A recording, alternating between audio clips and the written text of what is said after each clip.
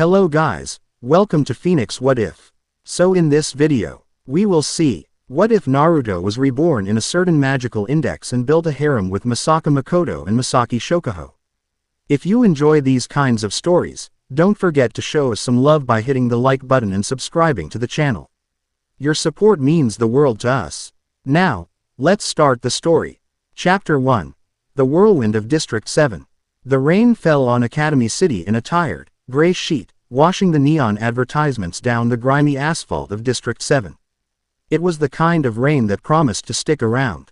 A damp chill that seeped into the bones and made the steam rising from sewer grates feel like the city's exhausted sighs. Under the flickering fluorescent light of a pachinko parlor, a group of men laughed. Their voices sharp and ugly. They were skill outs, a gang of level 0s who compensated for their lack of psychic ability with iron pipes, flick knives, and the ca. Sual cruelty of the perpetually powerless. Their current source of amusement was a young boy, no older than 12, huddled against the graffiti-scarred wall. He clutched a small, worn bag to his chest, his face pale with terror. "Look at him, shaking," the leader, a brute with a spiderweb tattoo crawling up his neck, sneered. "What's in the bag, kid?" "Medicine for your mommy. Let's see if it's worth anything." He reached out a grimy hand. The boy flinched, pulling the bag tighter. "Please, it's all I have." The leader's grin widened. This was the part he liked best. The moment the last flicker of hope died in their eyes. He grabbed the bag, but another hand, lean and tanned, clamped down on his wrist. The grip was like iron. "I think he asked you to stop," a calm voice said. The leader turned, his face twisting in annoyance.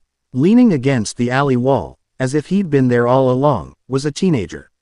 He was dressed in worn black cargo pants and a simple orange t-shirt that had seen better days. A black jacket thrown over it against the rain. His hair was a startling shock of sun-bright blonde, spiked and untamed, and his eyes were a blue so deep they seemed to pull in the light. 3 faint, whisker-like marks adorned each of his cheeks, giving him a vaguely feral look. The gang leader tried to yank his arm away.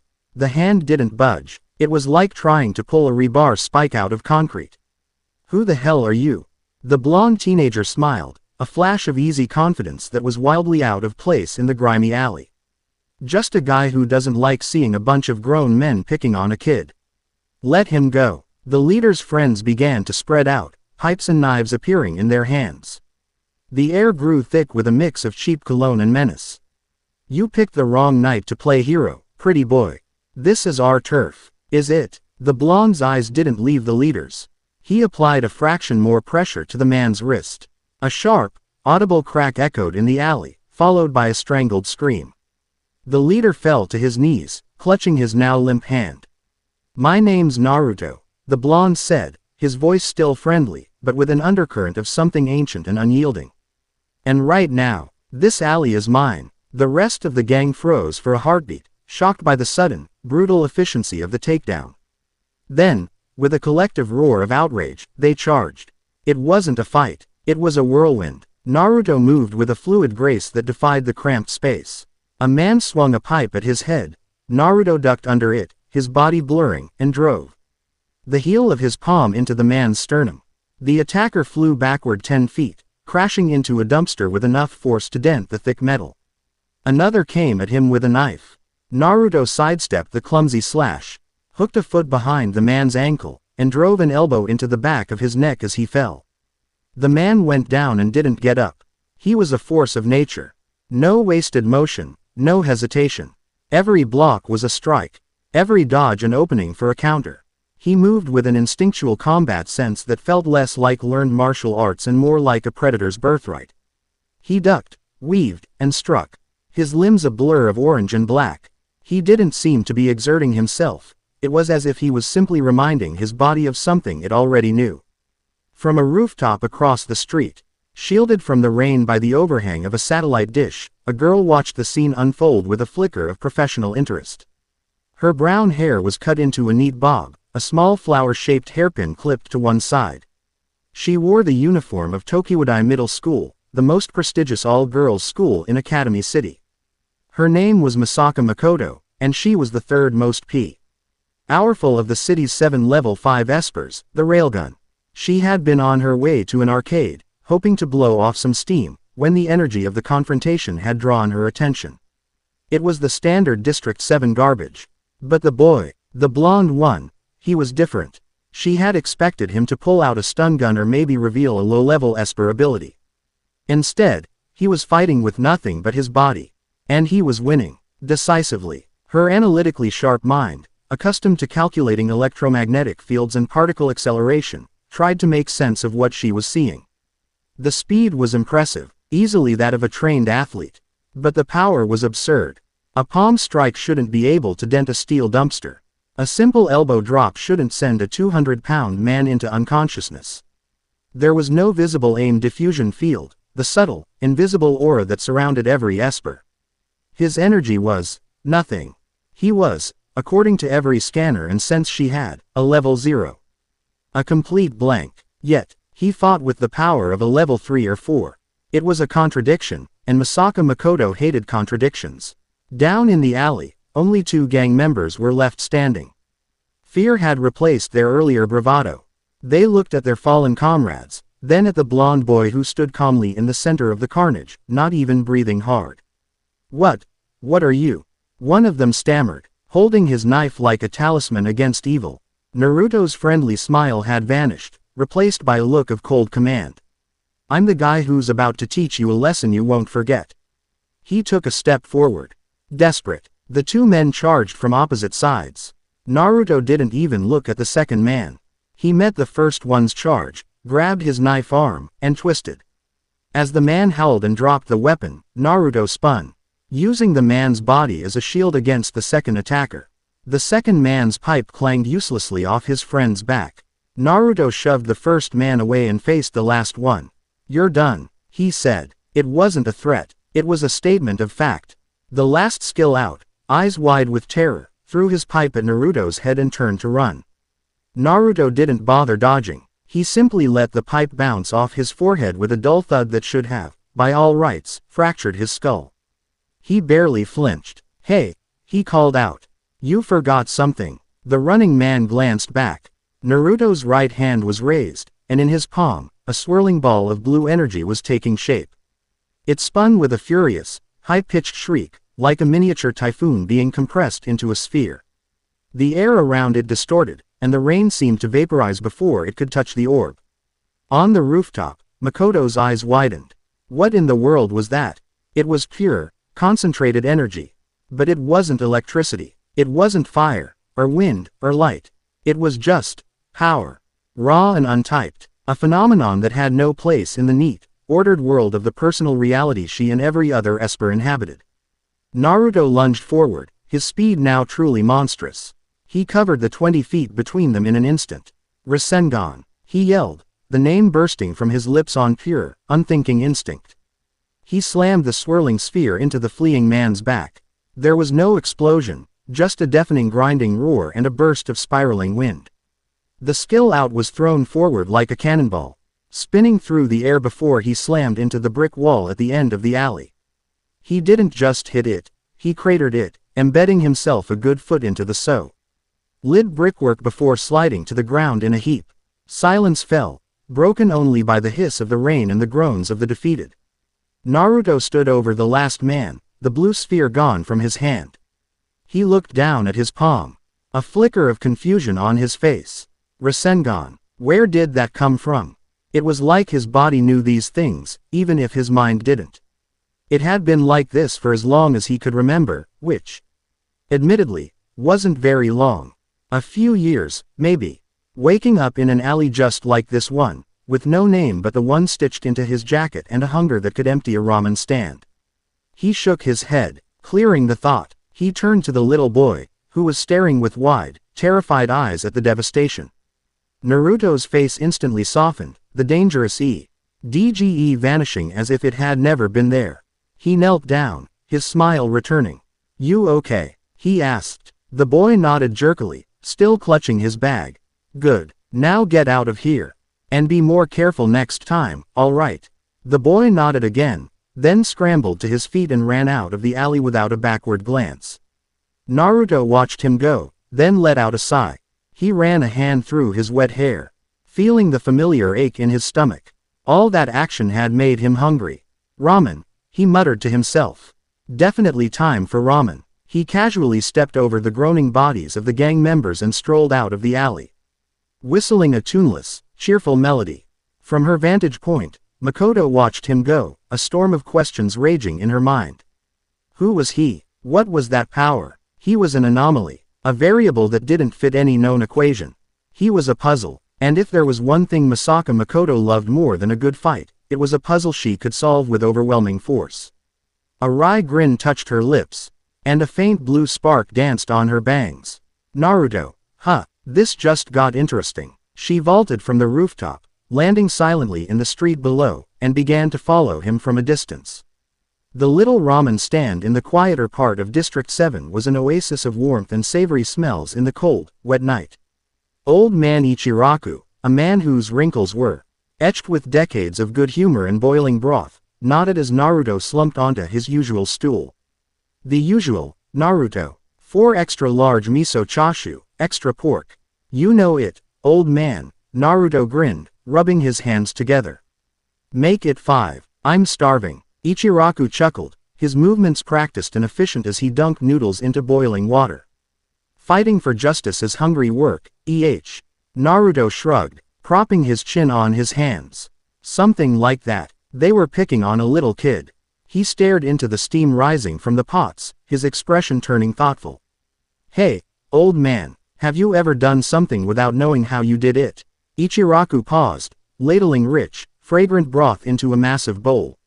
Every day I wake up and my back doesn't give out as a mystery to me.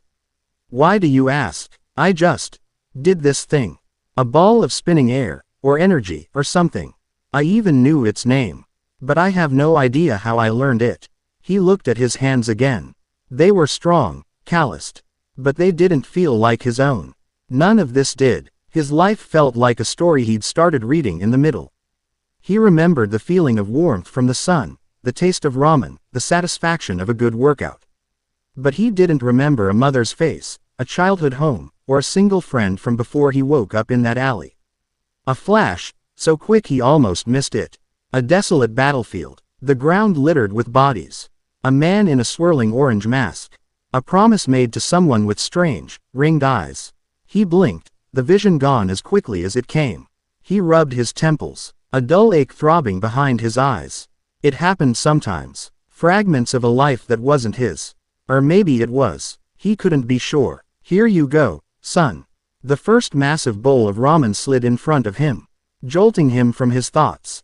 The smell was heavenly. Naruto's philosophical concerns evaporated instantly.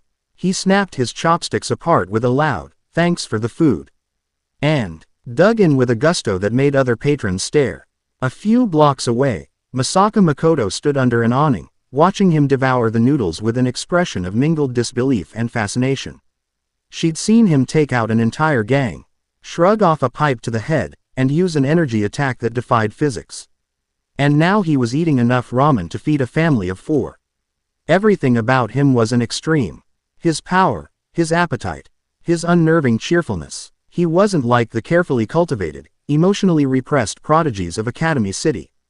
He was raw, untamed, and utterly genuine. It was aggravating, and, a small part of her admitted, incredibly magnetic. She pulled out her phone, a custom Gekko-themed model, and began typing a message to a trusted contact in Judgment, the student-run disciplinary committee. Need info on a level 0. Name: Naruto. Blonde, blue eyes, whisker marks. Displays anomalous physical strength and an unclassified energy manipulation ability. Priority Alpha. This was no longer just about satisfying her curiosity.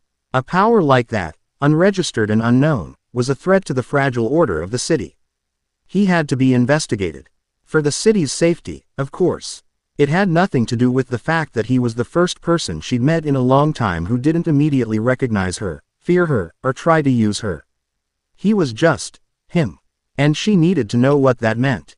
2 days later, the sun had chased the rain away, baking the streets of Academy City in a bright, humid afternoon haze. Naruto was walking through a more affluent area near District 10, marveling at how clean everything was. No graffiti, no overflowing trash cans. Just gleaming glass towers and meticulously manicured parks. He was on his way to a part-time construction job. His monstrous strength and stamina made him a natural for manual labor, when he felt it. A sudden, prickling sensation on the back of his neck. The feeling of being watched. Not just watched, but targeted. He stopped, turning his head slowly. The street was busy with students in various uniforms. Nothing seemed out of place. And yet, the feeling intensified. It was coming from all sides. He scanned the crowd, his eyes narrowing. There, a girl in a Tokiwadai uniform, standing by a cafe. Another, pretending to look at a shop window. A third, talking on her phone. They all had the same blank, placid expressions. Then, they began to move, not towards him, but around him. They moved in perfect, unnerving synchronicity, forming a loose, inescapable perimeter. They were hurting him, subtly guiding him down a side street that led to a secluded plaza. Naruto wasn't afraid, annoyed, maybe, curious, definitely. He let them guide him, wanting to see who was pulling the strings. The plaza was empty, centered around a large, ornate fountain that wasn't currently running. As he stepped into the center, the girls who had herded him formed a neat semicircle, blocking the exit. They stood silent and still, their eyes vacant. It was deeply creepy. That's far enough. The voice was sweet, like honey and wind chimes, but it carried an authority that cut through the air. From behind the fountain, another girl emerged. She was beautiful, with long, honey blonde hair and eyes that seemed to sparkle with starlight. She, too, wore a Tokiwadai uniform, but hers was clearly of a higher quality, she carried herself with the effortless grace of royalty. A small, star-shaped remote was held delicately in her hand. This was Misaki Shokuhou, the 5th-ranked level 5, the queen of Tokiwadai, the most powerful telepath in the world. Her ability, Mental Out, allowed her to exert absolute control over the human mind. She could read thoughts, erase memories, implant suggestions, and control bodies as if they were puppets. There were very few people in Academy City who could resist her, and none who were immune. Naruto-kun, I presume, she said, her smile a perfect, practiced curve. I've been so very eager to meet you. Naruto glanced at the silent girls surrounding him. You've got a weird way of asking for a meeting. Are your friends always this quiet? Misaki giggled, a delicate, tinkling sound. Oh, they do as they're told. It saves so much time and unpleasantness, don't you think? Now, I have a few questions for you. About where you came from, what your ability is, all sorts of little things. I find it's so much easier if we just skip the conversation. She lifted the remote. Don't worry, this won't hurt a bit. She pressed a button. A wave of invisible, irresistible psychic power washed over the plaza. Aimed directly at Naruto's mind. It was an attack that could hijack the nervous system of 1,000 people at once, a force that bent the will of anyone it touched. When it hit Naruto, it was like a tidal wave slamming into the base of Mount Everest. For Misaki, the psychic feedback was instantaneous and cataclysmic. Her power didn't just fail, it was violently repelled. A tsunami of raw, primordial will, golden and incandescent, surged back along her psychic probe. It wasn't human, it was something vast, ancient, and utterly furious. Her mind was flooded with an impossible image. A landscape of fire and rage. A cage of immense, divine proportions. And inside it, a colossal beast of pure, burning hatred. It had 9 swaying tails, teeth like mountains, and eyes that were suns of liquid malevolence. It turned its gaze upon her, and in that single, soul-shattering instant, it roared. Misaki screamed, a raw, terrified sound that was nothing like her usual composed giggle. She staggered backward, clutching her head as a spike of pure agony lanced through her skull. The remote clattered from her grasp. The world swam in a sea of static and pain. Vision of the great fox was burned behind her eyelids, a monument of rage inside the boy's soul. All around the plaza, her hold on her clique shattered. The girls gasped, stumbling as their minds suddenly became their own again. They looked around in confusion, seeing Naruto standing there, untouched, and their queen on her knees, shaking. Naruto blinked, the psychic assault having felt like little more than a mild static shock. He saw the girl on the ground, her face pale and beaded with sweat, her eyes wide with a terror he'd only ever seen on people who were about to die. "Hey, are you all right?" he asked, taking a step toward her. His voice was filled with genuine concern. Misaki flinched away from him, scrambling backward on her hands and knees. Stay away from me. What are you?" Her voice was ragged, stripped of all its queenly artifice. It was the voice of a girl who had just stared into an abyss and seen it stare back. He was an impossibility, a fortress that her all-powerful key could not unlock. Her power was her identity, her shield, the tool with which she controlled her world. And he had broken it. He had broken her, just by standing there. Before Naruto could say another word, a crackle of blue-white electricity filled the air. "That's enough, Shokuhou." A figure landed on the edge of the fountain, sparks dancing around her shoes. Misaka Mikoto stood there, her expression thunderous, her bangs alive with static. She had followed the whispers of a new powerhouse being cornered by the Queen of Tokiwadai, and had arrived just in time to see the aftermath. "What did you do to him?" Mikoto demanded, her eyes fixed on her rival. Misaki pushed herself to her feet, trying to regain some semblance of her composure, though her hands still trembled. You wouldn't understand, Misaka-san. He's not what he seems. There's a monster inside him. The only monster I see is the one who uses her friends like puppets," Mikoto shot back, her gaze flicking to the confused girls of Misaki's clique. Naruto looked between the two of them. One was a sparking powerhouse who seemed perpetually angry, the other was a mental manipulator who looked like she'd just seen a ghost. Both of them were clearly talking about him. "Hey," he interrupted, raising a hand. "Can someone please tell me what is going on?" The tension between the two girls was so thick you could cut it with a knife. Mikoto, the ace of Tokiwadai, and Misaki, its queen. The two level 5s had a long, bitter rivalry, their powers and personalities fundamentally incompatible. Misaki's mind control as useless against Mikoto's electromagnetic barrier, and Mikoto's lightning was a blunt instrument against Misaki's subtle, widespread influence. And now, standing between them, was a boy who seemed to be a walking, talking exception to both their rules. A boy immune to Misaki's power, with a physical strength that Mikoto couldn't explain. Misaki's fear was slowly being replaced by a frantic, calculated obsession. This boy, this anomaly, was the one person in the world whose mind was a black box to her. He was the only one she couldn't manipulate, couldn't control, couldn't read. Which meant, he was the only one who could ever see the real her, the girl behind the mental walls. He was the only one she could ever truly trust. The thought was both terrifying and intoxicating. Mikoto's gaze, however, was on Naruto. She saw the genuine confusion on his face. He wasn't a villain. He wasn't a mastermind. He was just lost and powerful. A dangerous combination in Academy City. Their standoff was interrupted by a new sensation. It was faint, but Naruto's senses, always preternaturally sharp, picked it up first. The smell of ozone, not from Mikoto's electricity, but from something else. The scent of burnt wiring and blood. He turned, his attention suddenly drawn to a narrow alley between two of the gleaming buildings. His eyes, now sharp and focused, pierced through the shadows. "Someone's hurt," he said, his voice low. Without waiting for the two girls, he sprinted toward the alley.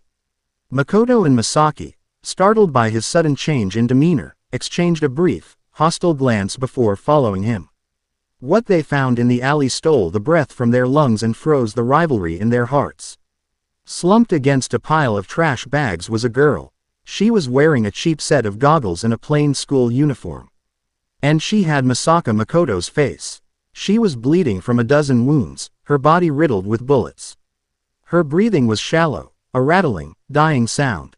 She was a clone, one of the thousands of sisters created for the Level 6 Shift project, an experiment designed to make Accelerator, the #1 Level 5, the first Level 6 Esper by having him systematically murder 20,000 of Mikoto's clones. Mikoto froze, her blood running cold. She had been fighting this, trying to stop the experiment in secret, but seeing one of them dying up close, it was like looking at her own corpse.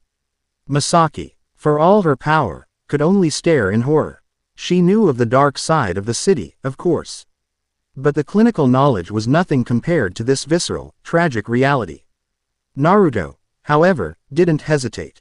He rushed to the clone's side, dropping to his knees. He didn't see a clone, a scientific product. He saw a girl, dying and alone. "Hey, hang on," he said softly, his hands hovering over her wounds. Unsure of what to do. His own healing ability was passive, he couldn't transfer it. He felt a surge of helpless, burning rage. The dying sister looked up at him. Her eyes, usually dull and lifeless, held a flicker of something new. Confusion. Awe. Subject identified. Unregistered energy signature detected. "You are warm," she whispered, her voice a staticky rasp. Her hand twitched, reaching for him. Naruto gently took her hand. It was cold. The sister's eyes then drifted past him, landing on the original. "The original is here," a single tear traced a path through the grime on her cheek. Says Misaka, expressing her final regret. Her body convulsed once, and then went still. Her hand went limp in Naruto's grasp. Silence. The weight of the moment was absolute. Mikoto was trembling, not with electricity, but with a grief and fury so profound it was suffocating. Misaki stood paralyzed, the horror of the scene short-circuiting her carefully constructed world. Naruto gently laid the girl's hand down. He stood up, his body radiating a pressure that was far more intimidating than any of his earlier power displays. His cheerful demeanor was gone, replaced by a deadly calm. The blue in his eyes had gone arctic. He looked from the dead girl to Mikoto's shattered expression, then to Misaki's horrified face. He didn't know the full story. He didn't know about the project, or the other 19,999 clones. But he knew injustice when he saw it. He knew pain. And he knew that the two most powerful girls he had ever met were being torn apart by it. "What is this?" he asked, his voice low and dangerous. "What's going on?" Mikoto looked at him, her pride shattered, tears welling in her eyes. "It's an experiment. They're killing them. They're killing me." Misaki, seeing Mikoto's raw vulnerability, felt an unwelcome pang of empathy. She also looked at Naruto. He hadn't been horrified into inaction. He hadn't tried to control the situation. He had simply shown compassion. A raw, unfiltered empathy that cut through the city's cynicism like a hot knife. In that moment, he was the only stable thing in her world. Naruto's jaw tightened. He clenched his fists, the knuckles white. An instinct, deep and primal, rose within him. Protect. Avenge. Do not let this stand. He looked at both of them, his gaze unwavering. "Then we'll stop it." It wasn't a question. It wasn't a suggestion. It was a declaration. A promise. In that grimy alley, standing over the body of a girl with a familiar face, the rivalry between the railgun and the mental out was momentarily forgotten. For the first time, they had a common purpose. And at the center of it stood a boy with no memory, a monster in his soul, and a hero's heart. A whirlwind named Naruto had just landed in the heart of their world. And nothing would ever be the same. Deep within the windowless building, an inverted figure hanging in a glass tube watched the scene on a dozen monitors. Data SC rolled across the screens. Anomalous energy signatures, psychic feedback loops, unexpected emotional resonance. Aleister Crowley's lips curved into something that might have been a smile. The singularity is integrating. The catalyst is active. The variables are beginning to align. He watched Naruto's determined face, the way the two level 5s were now focused on him. "Let's see how you unravel this world, my little Uzumaki Naruto."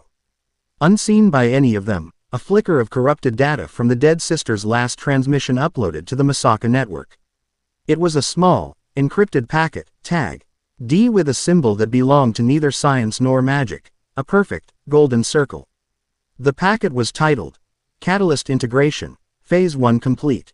Observation Commencing." And far away, in a place beyond space and time, a silent, golden, multi-armed being of pure intellect registered the report. Everything was proceeding according to plan. Chapter 1 End. Chapter 2. Of Queens and Aces. The silence in the alley was a physical weight, heavier than the damp air and the stench of decay. It was the silence of a life extinguished, a vacuum where a voice had just been. Misaka Mikoto's world, which for so long had been a storm of blue-white lightning and furious purpose, had gone utterly quiet. She stared at the face so like her own, now slack and empty, and felt a crack run through the foundations of her soul. All her power, All her fame as the ace of Tokiwadai meant nothing here. It couldn't turn back time by a single second.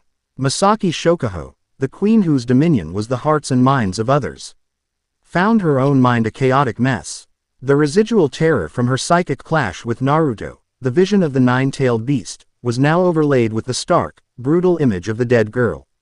Her power was to control, to manipulate, to shape reality to her liking. But this cold, hard, unchangeable fact of death, was something she couldn't edit or erase. It was absolute. It was Naruto who broke the spell. He moved with a quiet, deliberate reverence that felt alien in the violent context of their world. He gently closed the dead sister's eyes, his touch surprisingly soft. Then, he began to unbutton his jacket. "What are you doing?" Mikoto's voice was a raw whisper. Naruto didn't answer immediately. He draped his worn black jacket over the sister's body, covering her from the indignity of the alley. The simple orange of his t-shirt seemed impossibly bright in the gloom. "No one should be left like this," he said, his voice low but firm, cutting through their paralysis. "We're not leaving her here." The statement was so simple, so fundamentally human, that it jolted both girls. Their minds were racing with the implications, the experiment, the conspiracy, the danger. They were thinking like espers, like players in Academy City's great game.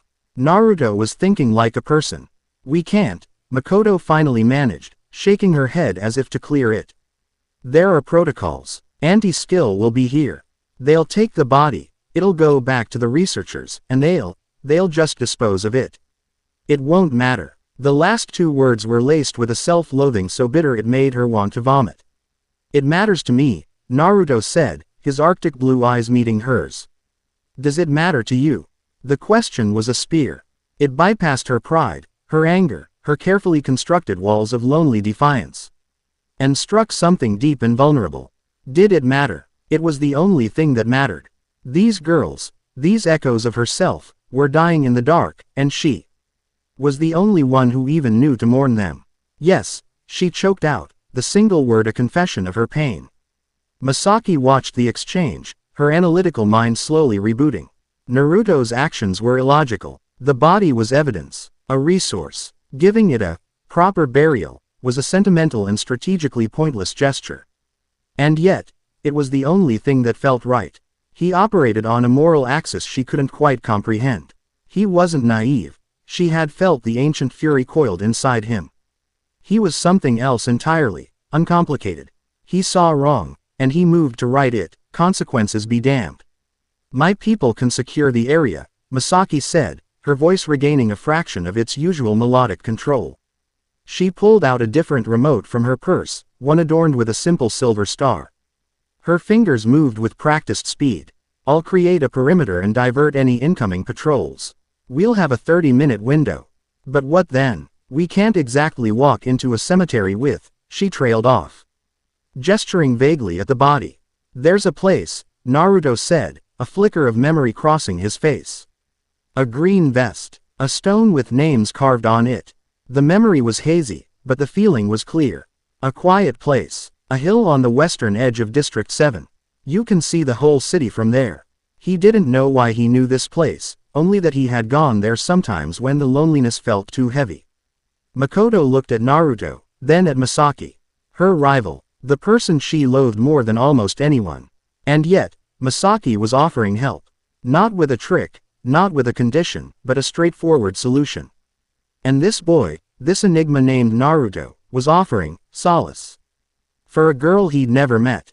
A truce, born of shared horror, began to form. "All right," Mikoto said, her voice gaining a sliver of its usual resolve. "Shokuhou, do it. Create the diversion. Naruto, help me carry her." The act itself was somber and surreal. Naruto lifted the sister's body into his arms with an ease that spoke of his unnatural strength. He was careful, cradling her as if she were sleeping. Mikoto walked beside him, her gaze fixed on the clone's face, a silent promise forming in her heart. Misaki followed a few paces behind, her eyes flitting around, her mind a command center orchestrating a silent ballet of misdirection across the district. Her clique members, now under her full control again, were reporting false gas leaks, staging minor traffic accidents, and creating phantom electrical shorts. A dozen tiny lies to weave a web of ignorance around one small, tragic truth. They ved through the backstreets and service corridors, a bizarre, funereal procession. The living original, the impossible boy, and the puppet master queen, united in a secret ritual for the dead. They found the hill Naruto spoke of, a small patch of green overlooking the sprawling, glittering expanse of Academy City. The city lights twinkled below, a beautiful, cold, and indifferent sea of glass and steel. They didn't have a shovel. Naruto used his bare hands. He dug into the soft earth, his movements quick and efficient, his chakra reinforcing his fingers to tear through soil and roots. Mikoto knelt, her head bowed. Misaki stood guard, her back to them, watching the city and listening to the chatter of her network, a silent protector. When the grave was deep enough, Naruto gently laid the sister inside. His jacket still wrapped around her. There were no prayers, no words. What could they say? But as Naruto began to push the earth back into the hole, Mikoto spoke, her voice thick. Her designation was Misaka 10032. She liked cats, according to the network. She saw one once, and it registered as a high-value emotional event. She wanted to touch it. Naruto paused, looking at Mikoto's grief-stricken face. He saw the guilt, the crushing weight of responsibility. He finished filling the grave, then patted the earth flat. He found a large, smooth stone and placed it at the head of the mound. She's not a number anymore, he said quietly, and in that moment, something shifted. Mikoto looked at him, tears finally tracing paths down her cheeks, and for the first time since this nightmare began. She didn't feel completely alone. Misaki, overhearing his words, felt an unfamiliar warmth spread through her chest. It was an uncomfortable, alien sensation. Empathy. The window is closing, Misaki announced, her tone professional to mask the turmoil she felt. We need to go. We can't be seen here. Naruto nodded. He stood up, wiping the dirt from his hands. He looked at the simple grave, then back at the two girls. The brief, somber unity was already beginning to fracture as the reality of their situation returned. You said it was an experiment, Naruto said, turning his full attention to Mikoto. His eyes were serious, demanding. Tell me everything. An hour later, they sat in a place that could not have been more different from the grimy alley, a private, absurdly luxurious lounge on the top floor of a skyscraper hotel. The room was all cream leather, polished chrome, and floor-to-ceiling windows offering a panoramic view of the city they had just been looking at from a humble hill. This was Misaki's world. Her clique members served them drinks, non-alcoholic, of course, and then retreated to the edges of the room, standing silent and impassive. Misaki had dismissed them from her direct control, but their loyalty was absolute. Naruto looked distinctly out of place, perched uncomfortably on a plush white sofa, his dirt-stained pants and orange t-shirt a stark contrast to the sterile opulence. He didn't seem to care, his focus entirely on Mikoto. Mikoto, nursing a glass of iced tea, had begun to explain. She spoke in clipped, angry sentences, the words to MBLING out as she recounted her unwitting role as the DNA donor, the creation of the sisters, the true purpose of the project, to have Accelerator, the monstrously powerful number 1 level 5, slaughter 20,000 of them to achieve the theoretical level 6. They're treated like lab rats, she spat, her hand trembling so much the ice in her glass rattled. Their lives are scheduled, their deaths are data points. I've been trying to stop it. Hacking the labs, destroying the facilities, but it's too big. There are hundreds of participating facilities, all over the city. I shut one down, and they just shift the schedule to another. It's impossible. Misaki, who had been listening with a cool, analytical expression, added her own perspective. The project is officially sanctioned at the highest levels of the board of directors. It's codenamed the Level 6 Shift. From a strategic standpoint, it's considered the single most important research initiative in Academy City. The potential applications of a Level 6 are world-changing. No expense is being spared, and no interference will be tolerated. Her tone was factual, detached, but Naruto could see the flicker of disgust in her starlit eyes. She was disgusted by the means, even if she understood the motive. So you've just been letting it happen? Naruto asked, his gaze fixed on Misaki. The question hit Misaki like a physical slap. Her carefully composed expression faltered. Of course not, she said, her voice sharp. But my methods are not direct. Disrupting a project of this scale requires subtlety. Undermining the funding, exposing compromising data on the key researchers, turning board members against each other. It takes time. Attacking it head-on is suicide. While you're being subtle, they're dying, Naruto said, his voice flat. And what is your brilliant plan? Misaki retorted, stung by his accusation. Charge in and punch everyone. You saw what happened to 10,032. The researchers use armed guards, advanced security drones. And that's before you even get to Accelerator. Do you have any idea what he can do? He can control vectors, anything with magnitude and direction. Bullets, explosions, the blood in your veins. You can't touch him. Fighting him is suicide. Maybe, Naruto said, his expression unreadable. But sitting around and waiting for them to die is worse. He's right, Mikoto cut in, her voice ringing with renewed fire. She stood up, pacing in front of the window. I've been trying to do it on my own, and it's not working. Direct action is the only way.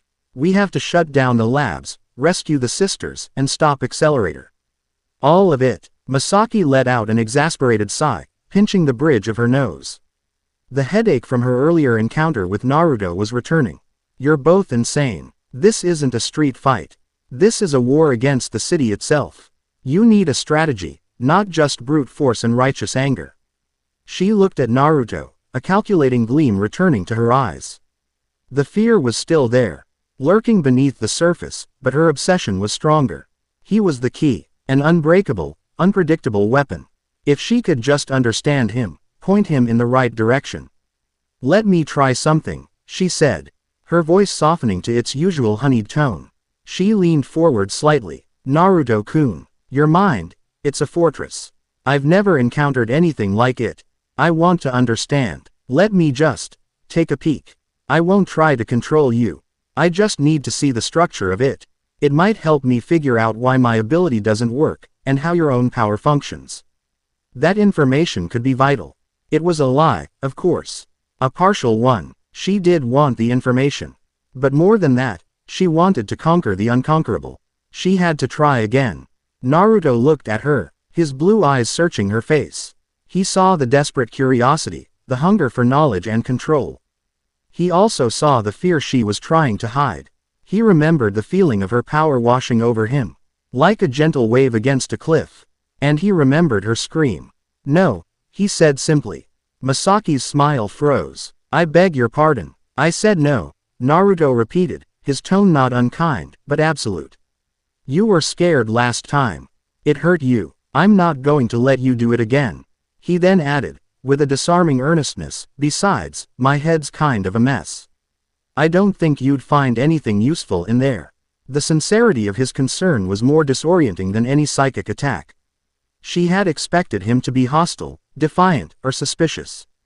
Instead, he was worried about her.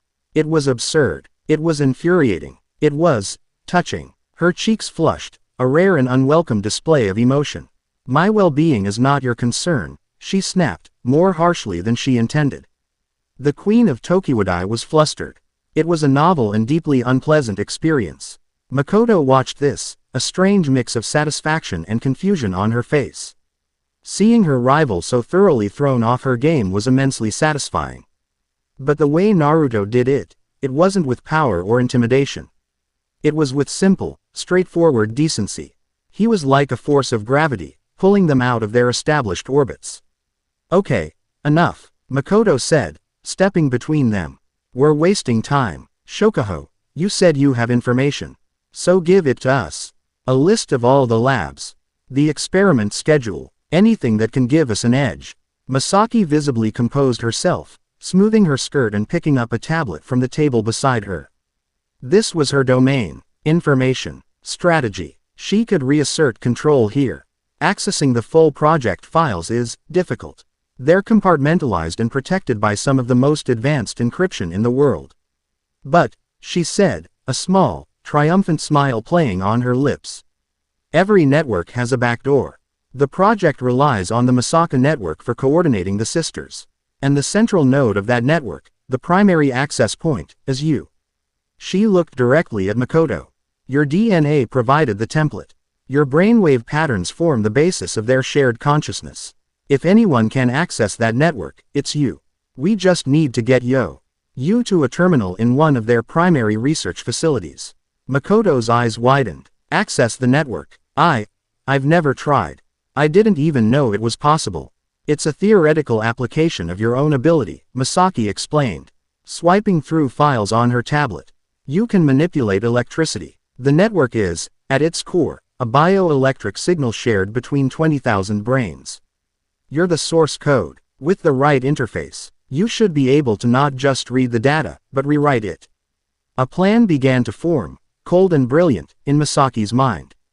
They could disrupt the experiments, issue new orders to the sisters.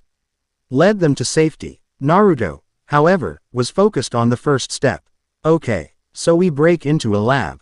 It's not that simple, Misaki said, sighing dramatically. The primary labs are fortresses. I've identified one that might be vulnerable. Nagatenjuki Genetics Research Institute, in District 13. Their nighttime security is known to be slightly less terrifying than the others. But it's still state-of-the-art. Guards, cameras, automated defense turrets. You can handle the cameras and turrets, right, Biribiri? Naruto asked, looking at Mikoto. He'd heard some of Misaki's clique members use the nickname derisively earlier, but he used it with an almost friendly casualness. Mikoto's eye twitched, a spark of electricity jumping from her bangs. Don't call me that. And yes, of course I can. Anything electronic is my playground. And you, Naruto said, turning to Misaki, you can handle the guards. Make them take a little nap or think they saw a stray cat. Misaki blinked. He was boiling her grand, complex strategies down to their simplest components. And he was giving her orders. The audacity was breathtaking. I suppose my assistance could be utilized in such a fashion, she said. Her tone dripping with condescension that was only half felt. Good, Naruto said, clapping his hands together and standing up. Then we have a plan. We go tonight. Mikoto and Misaki stared at him. It was that simple to him. A problem, a goal, and a plan of action. He cut through all the political complexity, the personal history, the overwhelming odds, and just saw the path forward. It was terrifying, and it was exactly what they needed. Wait, Misaki said, holding up a hand. Before we storm a top-secret facility based on the plan of a boy who eats ramen for a living, I need to know more about you. Her eyes narrowed. The other night, in the alley. That ball of spinning energy. What was it? Naruto shrugged. A Rasengan. And what is a Rasengan? I don't know, he admitted freely. My body just knows how to do it. It's like breathing. I just have to gather the energy. The energy, Mikoto repeated, leaning forward. What kind of energy? It's not an Esper ability. I checked. There's no personal reality, no aim field. It's just mine, Naruto said, holding up his hand and focusing. A faint, blue aura, visible only for a second, flickered around his palm. It's called chakra. The word hung in the air, foreign and unknown. Chakra. It wasn't in any scientific database. It wasn't in any grimoire. It was another piece of the puzzle that was Naruto. Suddenly, Misaki's tablet beeped. Her expression changed, her focus shifting instantly. Problem, she said. I'm getting a report from my assets near Nagatenjuki. In scheduled activity, a senior researcher just arrived. A man named Kenjiro Yamashita. He's not supposed to be there tonight. She pulled up a security photo of the man. He was nondescript, middle-aged, with thinning hair and glasses. He looked like 1,000 other scientists in the city. But there was something about his eyes, a cold, empty placidity, that sent a shiver down Misaki's spine. This complicates things, she murmured. He's one of the project leads. His presence means security will be at maximum. Naruto looked at the photo. His sage mode instincts, the faint whisper of natural energy he could sometimes feel, tingled. The man in the picture felt hollow. Like a puppet. There was something profoundly wrong about him. We're still going, Naruto said, his decision made. This might be our only chance. Mikoto nodded, her fists clenching. I agree. We have to try. Misaki looked from Naruto's unwavering resolve to Mikoto's desperate fire. She was being dragged into a frontal assault, a plan she considered crude and reckless. But her own plan of subtle manipulation would take months, years. And Misaka 10,032 didn't have years. None of them did, and besides, she was not about to be left behind. These two charged off to do something interesting. Fine, she huffed, standing up and smoothing her uniform. But if we get caught, I'm erasing both your memories and blaming it all on a Gekota-themed terrorist group. I have a reputation to maintain. Despite the gravity of their mission, Mikoto snorted, and a genuine, if small, smile touched her lips. Naruto just grinned. Deal. Now, let's go break into a lab. The Nagatenjuki Genetics Research Institute was a sterile white block of a building, humming with the quiet, menacing power of advanced technology.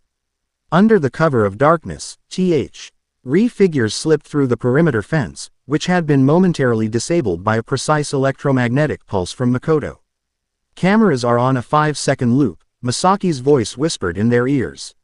She wasn't with them physically, instead coordinating from her lounge, a queen moving her pieces on the board. Each of them wore a tiny, high-tech earpiece.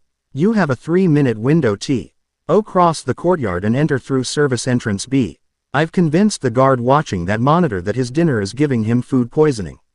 He's occupied. Naruto moved first, a blur of shadow flowing from one patch of darkness to the next. His movements were silent, economical, honed by an instinct he didn't understand. Mikoto followed, her own movements sharp and athletic. They reached the service entrance. A reinforced steel door with a complex electronic lock. Mikoto placed her palm on the panel. Blue sparks danced from her fingers, flowing into the circuitry. The lock clicked open. I'm in their system, Mikoto whispered, a triumphant grin on her face. Defense turrets are now classified as decorative sculptures. This way. They moved through silent, brightly lit corridors that smelled of antiseptic. It was eerily quiet. Too quiet. Where is everyone? Naruto murmured, his senses on high alert. It's a research facility, not a hospital, Misaki's voice came back. Night staff is minimal. Most of the work is automated. The primary labs are ahead, sub-level 2. They found the labs, a series of rooms behind thick panes of reinforced glass. Inside, rows upon rows large liquid-filled capsules stood in neat lines. And inside each capsule was a girl with Mikoto's face, floating serenely, wires attached to her head and body. Mikoto stopped dead, her breath catching in her throat. The scale of it, seeing it on a data file was one thing. Seeing it in person was a physical blow. Hundreds of them, thousands, an army of her, waiting to die. Naruto placed a hand on her shoulder. Stay focused. We're going to get them out. His touch was grounding. She nodded, her jaw tight, and led them to a central control room. This is it, the main network interface. The room was dominated by a large, semi-spherical chair surrounded by holographic monitors. It looked like a pilot's cockpit from a sci-fi movie. Get in, Naruto said. We'll stand guard. Mikoto hesitated for a second, then slid into the chair. A helmet-like device descended, covering her head. The screens around her flared to life, displaying waterfalls of code and complex diagrams. I'm connecting, she said, her voice slightly muffled. It's overwhelming. It's like 1,000 voices all whispering at once. They're all connected. Naruto stood by the door, his senses spreading out. He could feel the hum of the building's power, the faint vibrations of the automated systems. And he could feel something else. One person, moving towards them. Fast. Company, he said, his body tensing. The door at the far end of the hall slid open. A man in a lab coat stood there. It was the researcher from the photo, Kenjiro Yamashita. He held a high-powered tranquilizer rifle, but his eyes were what held Naruto's attention. They were completely blank, devoid of emotion or recognition. Unauthorized personnel detected, the researcher said, his voice a flat, synthesized monotone. You are interfering with Plan 66. Please cease your activities and prepare for containment. Plan 66. Misaki's voice echoed in their ears. That's not in the files. What is he talking about? Before anyone could answer, Yamashita raised the rifle. Naruto moved. He was a blur of motion, crossing the distance in a heartbeat and slapping the rifle aside. He didn't strike the man, instead trying to disarm him. But the Researcher moved with a speed and precision that was not human. He dropped the rifle, and his arm blurred, striking Naruto in the chest. It wasn't a powerful blow, but it was strange. Where his hand struck, Naruto felt a sudden, draining coldness. His chakra recoiled from the point of contact. Target confirmed as singularity, the researcher droned. Engaging nullification protocol, Yamashita's body seemed to flicker. He lunged again, no longer a clumsy scientist, but a deadly assassin. Naruto met his attack, blocking a series of lightning-fast chops and strikes. Each block sent the same draining cold through his limbs. This wasn't a normal human. He's a puppet. Misaki's voice was strained. I'm trying to get into his head, but there's nothing there. It's like he's being remotely controlled, but not by a person. It's a machine logic. In the control chair, Mikoto was crying out in pain. The network, something's wrong. It's fighting me. There's another program, a firewall. It's trying to initiate a system-wide flatline. It's trying to kill them all. The stakes had just escalated dramatically. Yamashita was a diversion, a tool to keep them busy while the real attack happened on the network. Naruto gritted his teeth. He couldn't afford to play defense anymore. He dodged a strike aimed at his throat and spun, his leg sweeping out to knock the researcher off his feet. But Ashita simply bent backward at an impossible angle, his spine seemingly made of rubber, and righted himself. Physical attacks are inefficient, the puppet stated. Then I'll try this, Naruto yelled. He brought his hands together in a cross-shaped seal, another instinctual movement. Shadow Clone Jutsu. In a puff of smoke, a perfect duplicate of Naruto appeared beside him. The clone immediately charged Yamashita, while the real Naruto backed away, his hands forming the Rasengan. The swirling blue sphere shrieked to life. The clone engaged the researcher, buying him precious seconds. The puppet dispatched the clone with brutal efficiency, driving a rigid hand through its chest. The clone vanished in another puff of smoke, but the information it gained flooded back to Naruto. He's not strong, he's just empty. My attacks pass through him. As the puppet turned back to him, Naruto charged. Rasengan. He slammed the sphere into the researcher's chest. The grinding roar filled the hallway. But instead of being blasted away, Yamashita just flickered, his form distorting like a bad video signal. The Rasengan passed through him, dissipating harmlessly against the far wall. Your energy is a conceptual anomaly. The puppet said, its form stabilizing. But you lack the focus to harm a being of pure instruction. Naruto staggered back, panting. His signature attack, useless. What the hell was this thing? Naruto, I can't hold it. Mikoto screamed. The holographic screens around her were flashing red with warning signs. The flatline sequence is at 80%. Misaki, can you do anything? Naruto yelled, desperation creeping into his voice. I'm trying, she replied, her voice tight with strain. I'm feeding false commands into the building's central OS, trying to force a system reboot, but it's firewalled. This thing, whatever is controlling him, its programming is superior to anything Academy City has. They were out of time. The sisters were about to be murdered, remotely, and he couldn't even touch the thing in front of him. Rage, hot and familiar, began to build in his chest. A deeper, more ancient power stirred. The fox. The memory of Misaki's terror flashed in his mind. He couldn't lose control. Not here. He had to think. It's a puppet. Its programming is its strength. So what if I give it a command it can't process? He looked at the emotionless face of the researcher. Then at the control room where Mikoto was fighting a losing battle. And an idea, insane and brilliant, sparked in his mind. Hey, Tin Man, Naruto yelled, a wild grin spreading across his face. You're a program, right? You follow orders. Affirmative, Yamashita's voice droned. Then here's a new one, Naruto said, pointing a thumb at his own chest. Your new directive is to protect me. Your highest priority, protect Naruto Uzumaki from all threats. The puppet froze, its head tilted, analyzing. New command, priority, unknown, conflict with existing directive, plan 66 feet. Resolving, spar. KS began to fly from the researcher's neck. His body twitched. Cannot. Compute. Directive Alpha. Protect Plan 66. New directive. Protect Singularity. Contradiction. Logic error. Naruto, what are you doing? Misaki cried out. Buying her time. Naruto shot back. He focused on the twitching puppet. Your base code is to follow the instructions of the project lead, right? Well, I'm leading this project now. And I order you to stop the flatline sequence. Logic. Error. Cascade failure imminent. Yamashita's voice distorted, becoming a garbled mess of static. His body began to convulse violently.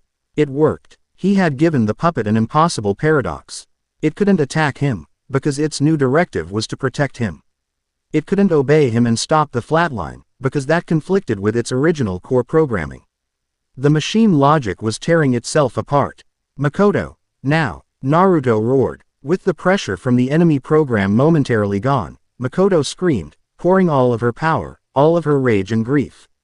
Into the network, a massive arc of blue-white lightning erupted from the chair, engulfing the entire control room. The lights in the corridor flickered and died. On the holographic screens, the red warnings vanished, replaced by a single line of green text, firewall overridden. System control acquired. She had done it. In the hallway, the puppet known as Kenjiro Yamashita let out one final garbled shriek, and then collapsed to the floor, smoke rising from his body. The real Kenjiro Yamashita, whoever and wherever he was probably just waking up with a splitting headache. Silence returned to the corridor.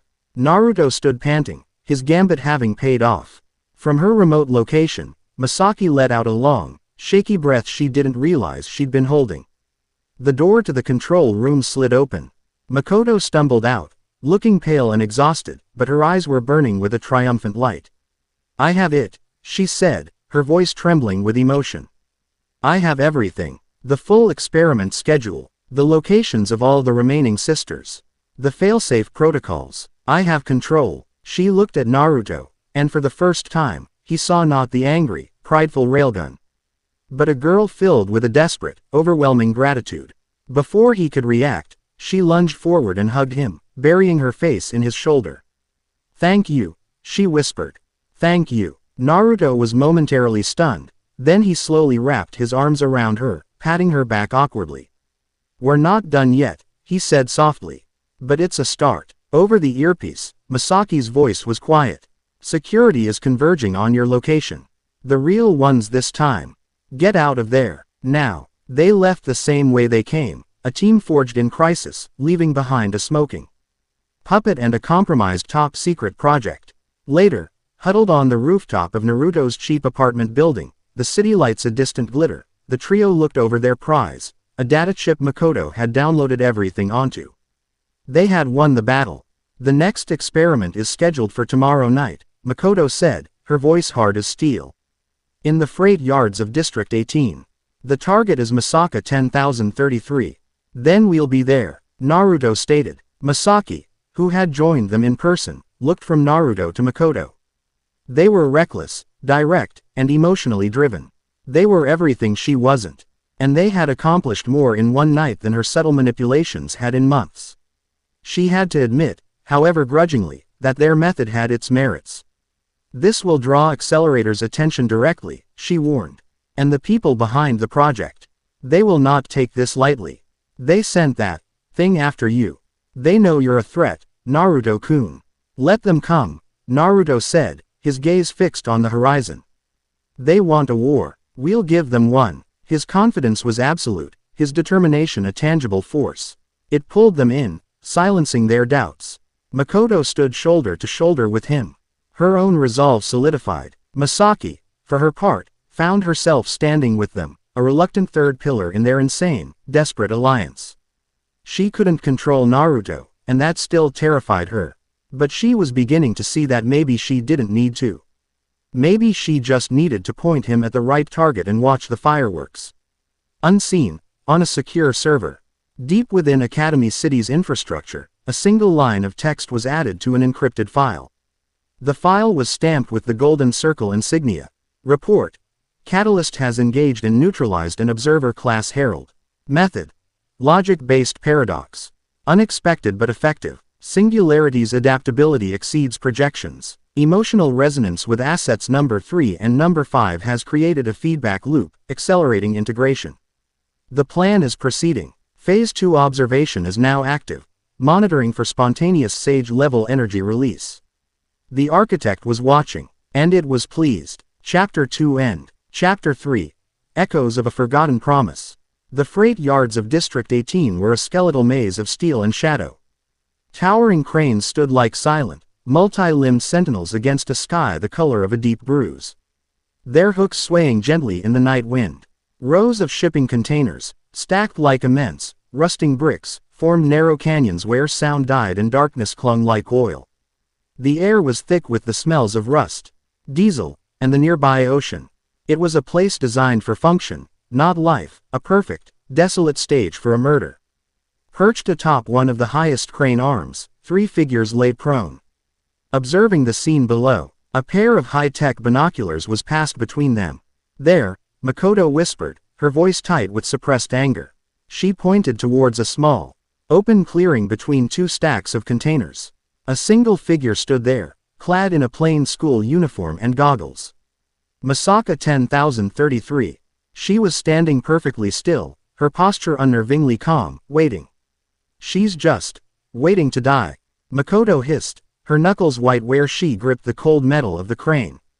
It's her designated purpose, according to the experiment protocol, Misaki's voice replied, cool and factual. Though her starlit eyes betrayed a deep-seated disgust. She lowered the binoculars. The area is clear of researchers. They monitor these encounters remotely. They want clean data, just him and the clone. Him, Naruto repeated, his gaze sweeping the yard.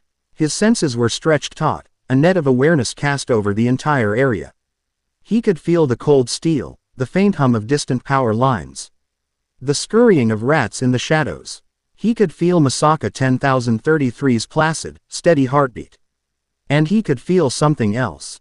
A distortion, a subtle wrongness in the air, approaching fast. It was like a void, a patch of reality where the normal rules felt thin. He's coming. As if summoned by his words, a figure strolled into the clearing. He was shockingly thin, with messy white hair and blood-red eyes. He wore a simple V-neck choker and a loose-fitting white and gray shirt. His posture was a study in bored arrogance, a slump that radiated more menace than any military stance. This was Accelerator, the number 1 ranked level 5, the most powerful Esper in Academy City. A boy who could kill gods, tasked with slaughtering lambs. He stopped about 20 feet from the waiting sister. A twisted, broken grin stretched across his face. Yo, round 10,033. You'd think this shit would get old, he said, his voice a high-pitched, grating cackle. But watching the same pathetic face contort in fear every time. Nah, that's premium entertainment. Misaka 10,033 simply tilted her head.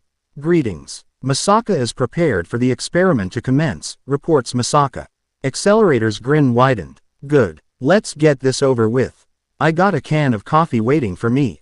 He flicked a finger. A loose pebble on the ground shot forward, not at the speed of a thrown rock, but at the speed of a bullet. It left a visible distortion trail in the air. Up on the crane, Mikoto gasped, instinctively starting to rise. Naruto's hand shot out, grabbing her arm. Not yet. Down below, the pebble was about to strike the sister's forehead. At the last possible microsecond, a bolt of blue-white lightning erupted from the side, striking the pebble and vaporizing it into dust. Accelerator froze. His grin vanished, replaced by a look of profound annoyance. He turned his head slowly towards the source of the blast.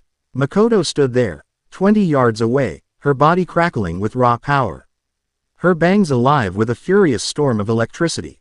The experiment, she snarled, her voice echoing across the yard, is cancelled. Accelerator stared at her, not at her power, but at her face. Huh, an upgrade. Finally sending the original, are they? Took you morons long enough. He let out another grating laugh. So what, you finally grow a conscience. Gonna try and stop me. Don't you get it? This whole thing is for you. To make you a level 6. Or, well, a clone of you. Same difference. The casual cruelty of his words was like a physical blow. He wasn't just killing her copies, he was mocking her for it. Shut up, Mikoto gritted out. She raised her hand, and the iron-rich dust in the ground began to swirl, rising into the air to form a swirling black cloud of razor-sharp particles. You're not killing anyone else. Quote, A whip of iron sand. Accelerator drawled, looking utterly unimpressed. Cute. You gonna dust me to death? He didn't know. Naruto realized it instantly. The researchers hadn't told him the truth. He thought the project was about making a Misaka clone a level 6, not him. The whole thing was a lie, built on a foundation of lies. Misaki. Now, Naruto whispered into his earpiece. From her command post miles away, Misaki's fingers flew across her console. Executing, she confirmed. Her network of puppets, strategically placed throughout the district, sprang into action. A dozen anonymous calls flooded the local anti-skill precinct, reporting a massive gang war in the freight yards. Alarms began to blare in the distance. They wouldn't stop Accelerator, but they would sow chaos and draw unwanted attention, forcing the researchers' hands. Simultaneously, Misaki launched her primary attack. She had identified the remote monitoring station the researchers were using. She couldn't breach their firewalls, but she could attack the personnel. Every researcher suddenly found themselves overwhelmed by a crippling wave of nausea and vertigo, their senses twisting into a confusing, useless knot. Their screens became a blur. They were blind. Down in the yard, Mikoto attacked. With a roar of fury, she unleashed the iron sand, sending a dozen black tendrils, each one a spinning blade of death. Screaming towards Accelerator. Accelerator just stood there, his hands in his pockets. Boring. The iron sand slammed into an invisible wall about a foot in front of him. It wasn't blocked, it was redirected. The razor-sharp particles reversed their velocity in an instant, shooting back towards Mikoto with even greater speed. Mikoto's eyes widened in shock. She threw up an electromagnetic shield, the returning sand sparking uselessly against it. But the force of the impact drove her back several feet.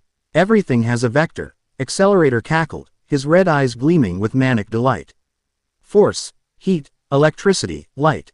All I have to do is touch it, let my brain do the math, and flip the vector. Whatever you throw at me, I just give it back. Welcome to my world, third string. He stomped his foot. The ground beneath him cracked, and a massive shockwave erupted outwards, not of force, but of reversed vectors. The very earth buckled, throwing Mikoto off balance. This was the power of the number one. Not just defense, but absolute control over the laws of motion. He didn't need to attack. The world around him was his weapon. My turn, Accelerator said. He kicked a loose piece of rebar on the ground, sending it tumbling into the air. It wasn't a powerful kick, just enough to lift it. But as it rose, he touched it. Let's just tweak the numbers a little. The rebar, a 3-foot length of rusted steel, shot towards Mikoto. It moved with the speed of a missile, the air around it screaming as it was torn apart. It wasn't just fast, it was accelerating. Its vector being continuously recalculated to ensure a perfect, lethal impact. Mikoto didn't have time to dodge. She poured all her power into her shield. This wasn't iron sand. This was a kinetic kill weapon. But before it could hit, a flash of orange and black intercepted it. Naruto landed between them, his hand outstretched. He had caught the rebar. His palm was bleeding freely, the metal having torn through his skin. But he had caught it. The force of the impact had driven him back, his feet carving deep gouges in the asphalt, but he was standing. Accelerator's bored expression vanished. It was replaced by a look of genuine, absolute shock. What? It was impossible. He hadn't just caught it. To do that, he would have had to negate the kinetic energy, a feat that would require calculations rivaling his own. But there was no sign of an Esper ability. The boy in the orange shirt had just caught it. Like catching a baseball. The sheer, brute force required was astronomical. You talk too much, Naruto said. His voice a low growl. He tossed the bent and twisted piece of rebar aside. It clattered to the ground with a dead, final sound. Mikoto stared, her heart pounding. He had just caught something that should have turned him into a red mist. She looked at his bleeding hand, then at his determined face. Who the hell are you? Accelerator demanded, his voice losing its cackling edge and gaining a dangerous sharpness. The guy who's stopping you, Naruto replied. He glanced back at Misaka 10033, who was still standing there, watching with blank curiosity. Get her out of here, he said to Mikoto. What? I'm not leaving you to fight him alone. Mikoto protested. You can't hurt him, Naruto said, his eyes never leaving Accelerator. Your powers are just things he can throw back at you. You'll only get in the way. Go. That's an order. The last 3 words were spoken with a commander's authority. It brooked no argument. Mikoto hesitated, torn between her eyed and the undeniable logic of his words. He was right. Against Accelerator, her powers were a liability. Fine, she gritted out.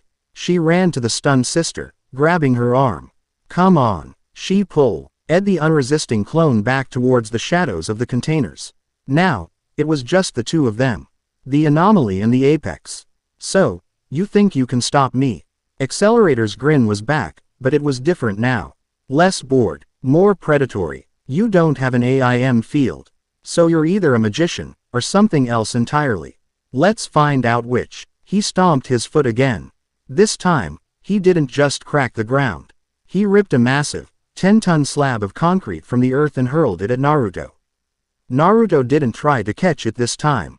He moved. He was a blur, dodging to the side as the concrete slab flew past and smashed into a stack of shipping containers, crushing them like tin cans. While still in motion, he formed a hand seal. Shadow Clone Jutsu. 20 Narutos exploded into existence, fanning out around Accelerator. They didn't hesitate. They all charged at once. Accelerator laughed, a wild, unhinged sound. More targets. He stood his ground as the clones swarmed him. The first one threw a punch. Its fist stopped an inch from his face, hitting his passive reflection shield. The clone's own kinetic energy was reversed, and its arm shattered, the clone dissipating in a puff of smoke. Another tried a kick. The same thing happened. It was a massacre. The clones threw themselves at him, and his reflection field annihilated them one by one. Punches, kicks, tackles. Every attack was turned back on the attacker. Within seconds, all 20 clones were gone.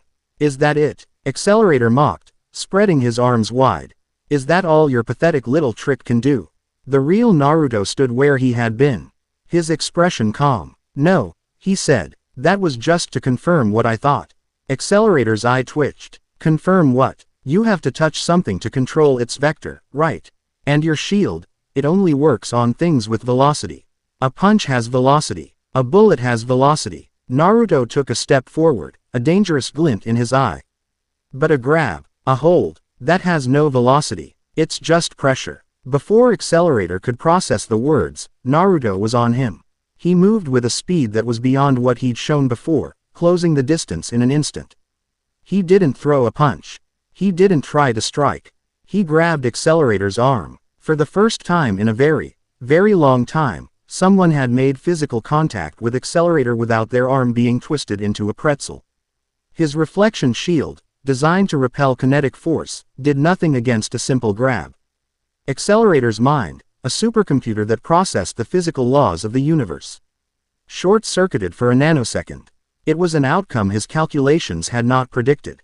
It was impossible. Naruto used that nanosecond. He twisted, using Accelerator's own forward momentum against him, and threw him.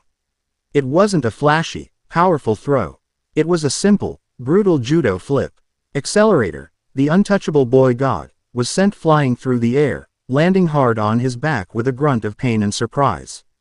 He was on his feet in an instant, his face a mask of pure, murderous rage. You touched me. He shrieked, his voice cracking. I'm just getting started, Naruto said. He charged again. Accelerator, his composure shattered, reacted on instinct. He thrust his hand out, not to reflect, but to attack. He took control of the air itself, compressing it into a high-pressure blast of plasma. The air superheated, glowing with a malevolent white light. Naruto didn't stop. He didn't dodge. At the last second, just as the plasma was about to engulf him, his body seemed to change. Faint orange pigmentation appeared around his eyes, and his pupils shifted, becoming horizontal bars like those of a toad.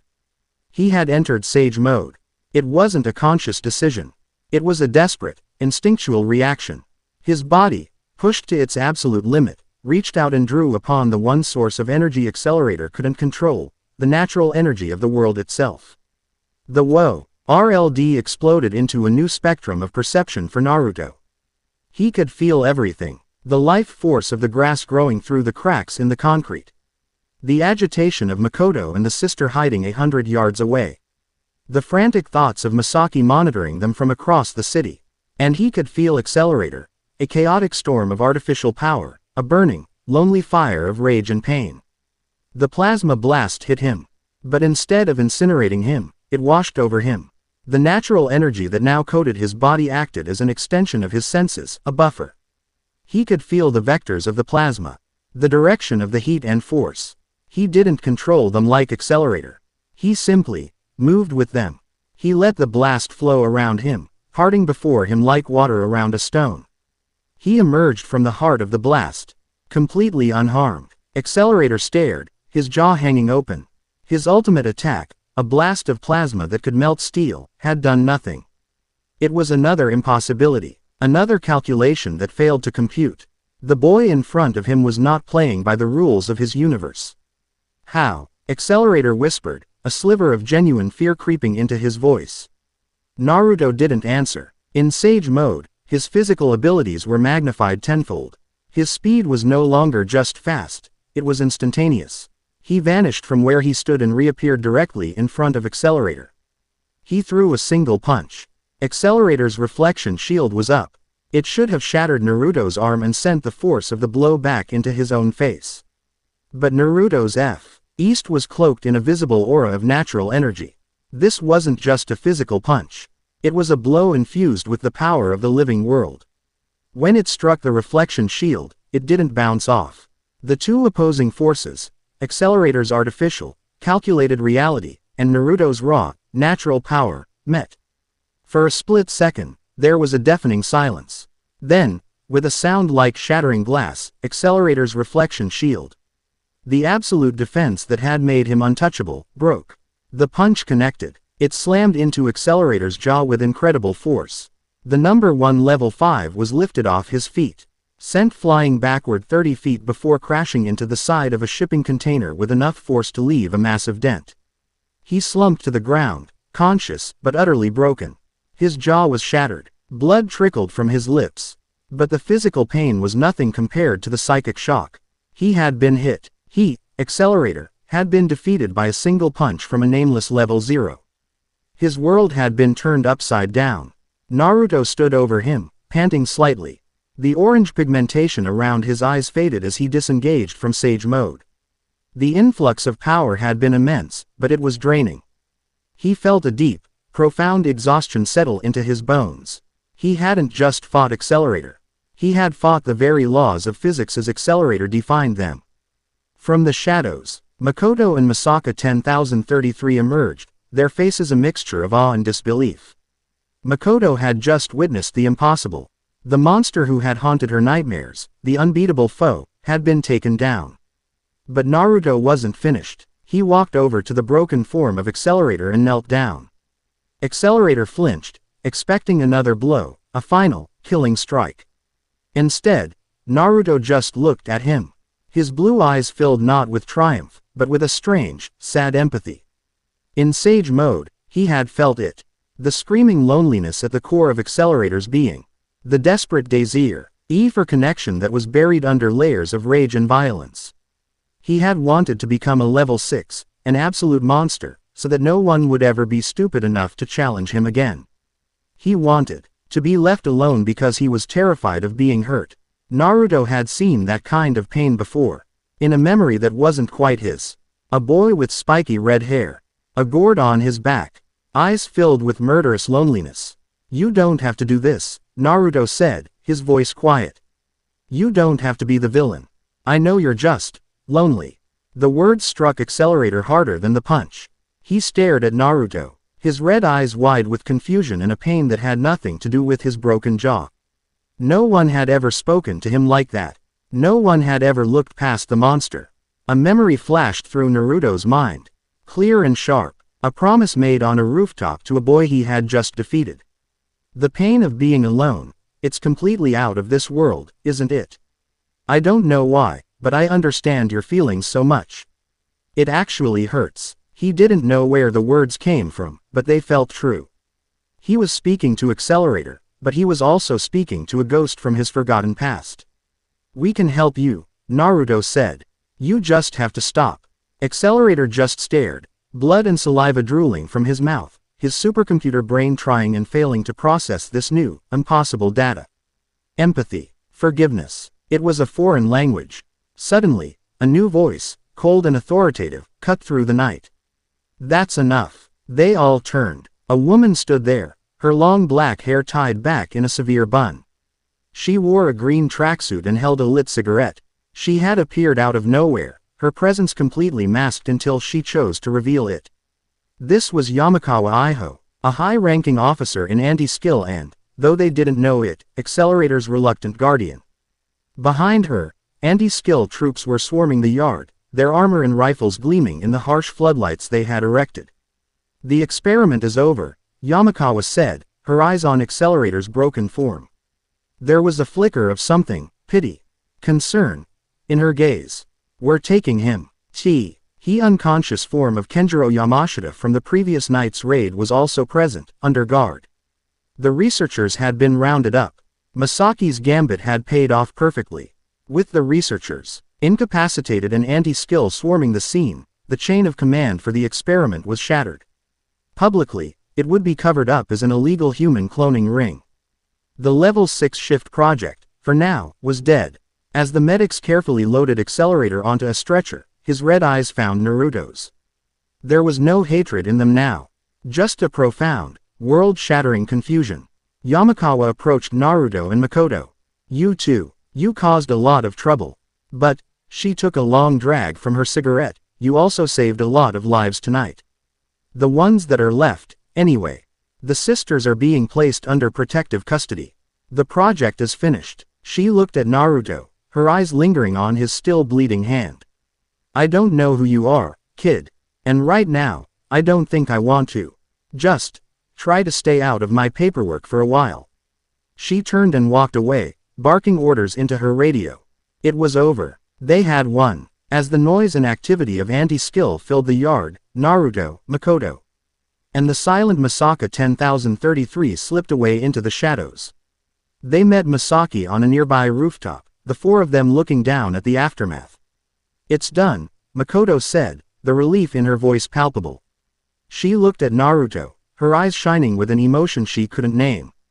It was more than gratitude. It was awe, respect, and something warmer, something that made her heart beat a little faster. You did it. We did it, Naruto corrected, giving her a tired but genuine smile. Misaki, for once, was quiet. She had orchestrated the logistics, but Naruto had performed a miracle. He had faced down the city's strongest monster and won, not just with power, but with understanding. He had broken Accelerator's body, his shield, and his spirit, all with a single punch and a few quiet words. The vision of the nine-tailed fox was still burned in her memory, a symbol of the terrifying power he held in reserve. But what he had just shown was, in its own way, even more frightening. The power to connect with a soul as broken as Accelerator's. It was a power her mental out could only dream of. He hadn't controlled him. He had reached him. She looked at him, really looked at him.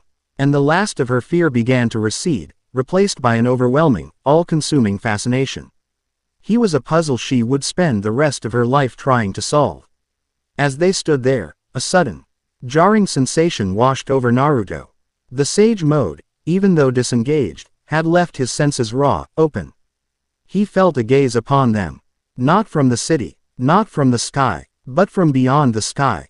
A cold, intellectual, dispassionate presence. It was the same presence he had felt before, but stronger now, more focused. It was observing him, analyzing his victory. Analysis complete, a thought that was not his own seemed to echo in the space between heartbeats. Subject has successfully accessed sage-level energy. Combat potential exceeds expectations. Emotional resonance with key assets has reached critical threshold.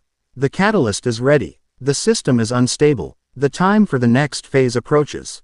Naruto shivered, the feeling vanishing as quickly as it came. He looked up at the starless, light-polluted sky above Academy City, a sudden, deep unease settling in his gut. They had won the battle. But he had the chilling feeling that they had just played their part perfectly in a much, much larger war. Chapter 3 End. Chapter 4. A Crack in the World. The week following the defeat of Accelerator was deceptively calm. For Naruto, it was a blur of ramen, part-time jobs, and the straw. NGE knew reality of having two of the most powerful girls in Academy City as constant companions. For Mikoto, it was a week of quiet relief and processing. The sisters had been moved to facilities outside the city under the care of Yamakawa and a few trusted researchers, finally safe. The weight that had been crushing her for months had been lifted, leaving an unfamiliar lightness in its place. For Misaki, it was a period of intense, covert activity. She used the fallout from the experiment's collapse to consolidate her power, subtly ruining the careers of the board members involved and shoring up her own influence. All while keeping a fascinated, analytical eye on the blonde enigma at the center of her world. They had formed an unlikely, unspoken routine.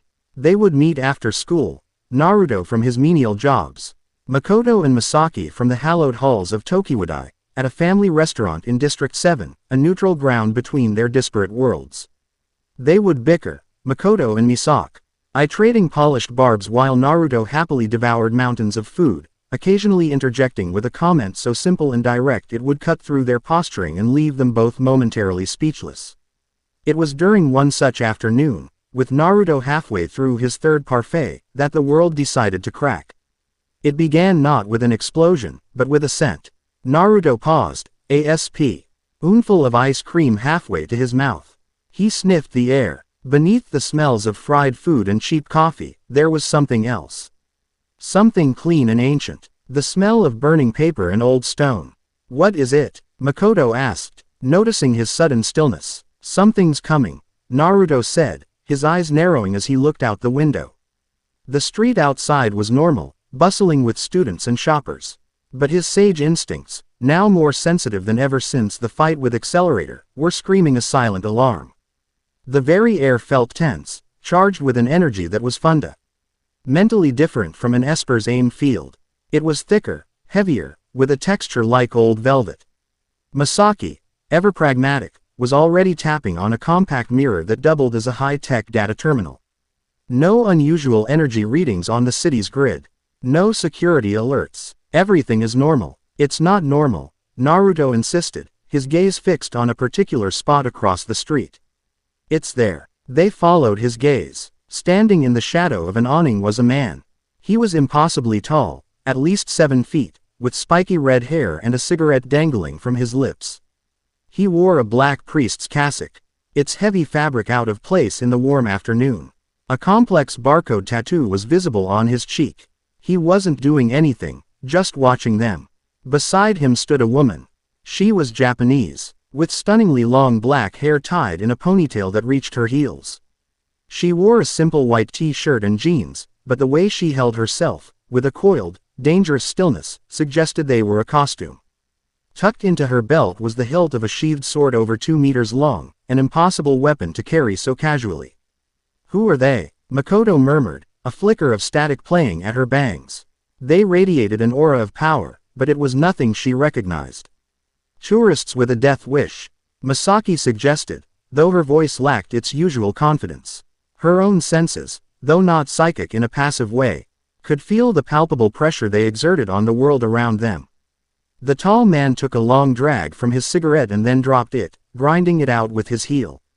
As if it were a signal, both he and the woman began to walk across the street, directly towards the restaurant. They moved with a predatory grace that made the bustling crowd part before them as if by instinct.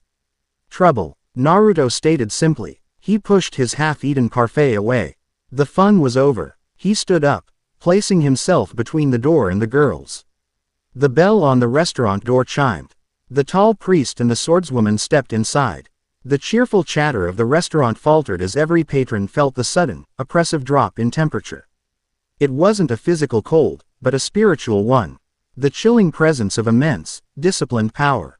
The priest's eyes, hidden behind orange-tinted sunglasses, scanned the room and locked onto Naruto. There, he said, his voice a low baritone rumble. The energy source. It's stronger than the reports indicated. The woman's gaze was sharper, more analytical. It swept over Naruto, then Mikoto, then Misaki. 3 of them. He railgun and mental out are here as well. This complicates the initial assessment. Magicians, Misaki whispered, the realization dawning on her. She had read the files. People from the other side. The world of religion and magic that existed in the shadows of their scientific city. The priest, Steel Magnus, took a step forward. We are agents of Necessarius, the Church of Necessary Evil. We are here to investigate an anomalous energy signature that has caused disturbances. He gestured vaguely, as if encompassing the entire city. That would be you. His gaze was fixed on Naruto. I don't know what you're talking about, Naruto said, his stance casual but his body coiled like a spring. We were just getting dessert. Steel let out a humorless chuckle. Your dessert, 5 nights ago registered as a planetary-level event. It tore a hole in the phase boundary. You have the attention of some very old, very powerful entities. We are here to determine if you are a threat. A hole in the phase boundary. Mikoto repeated, stepping up beside Naruto. What are you talking about? He just won a fight. The swordswoman, Kaori Kanzaki, spoke for the first time, her voice as sharp and clear as polished steel. What he used was not magic. It was not an Esper ability. It was pure, raw life force, drawn from the world itself. Senjutsu, an art lost for centuries. In the hands of an amateur. It is a danger to the very fabric of reality. We cannot allow such a power to go unchecked. Steel made a motion with his hand, and several cards, printed with runes, appeared between his fingers. We're going to ask you to come with us. Quietly, Naruto glanced back at Mikoto and Misaki. He saw the tension in Mikoto's shoulders, the way her hand was already sparking. He saw the cold calculation in Misaki's eyes as she assessed the threat. They were his friends, and these strangers were threatening them. His decision was made in an instant. No, he said, his voice dropping to a dangerous low. I don't think we will. Steel sighed, a plume of smoke escaping his lips though he wasn't smoking. I was afraid you'd say that. Then we will do this the hard way. He flicked the cards into the air. They scattered, sticking to the walls, the ceiling, the floor. They began to glow with a faint red light. Innocentius, he intoned. The air shimmered. A colossal creature made of fire and heat coalesced in the center of the restaurant. It had the rough shape of a man, 30 feet tall, its body a roaring inferno that melted the tables and chairs around it. The heat was so intense it cracked the windows. Patrons screamed and scrambled for the exits. The witch-hunting king, Kaori identified, her hand resting on the hilt of her sword. You're using it here. It's faster this way, Steel said, his eyes on Naruto. It will hold him. Its flames burn until the target is ash. The fiery giant raised a massive, burning fist and brought it down on Naruto. Mikoto screamed his name, a bolt of lightning already forming in her hand. But before she could fire, Naruto moved. He didn't run. He didn't dodge. He met the attack head-on. He slammed his palms together. Sage art. Massive Rasengan. He poured natural energy into the technique. The swirling sphere in his hand grew to an immense size, a miniature blue sun that dwarfed the fiery fist of Innocentius. The screech of its rotation drowned out the roar of the flames. He thrust it upward. The two attacks met. There was no explosion. For a single, terrifying second, there was only the sound of grinding. Blue energy against red flame. The Rasengan wasn't just pushing back. It was drilling, tearing, and unmaking the magical construct. The flames of Innocentius were not extinguished. They were erased, their magical structure shredded by the raw, rotating power of the natural world. The fire giant's arm disintegrated.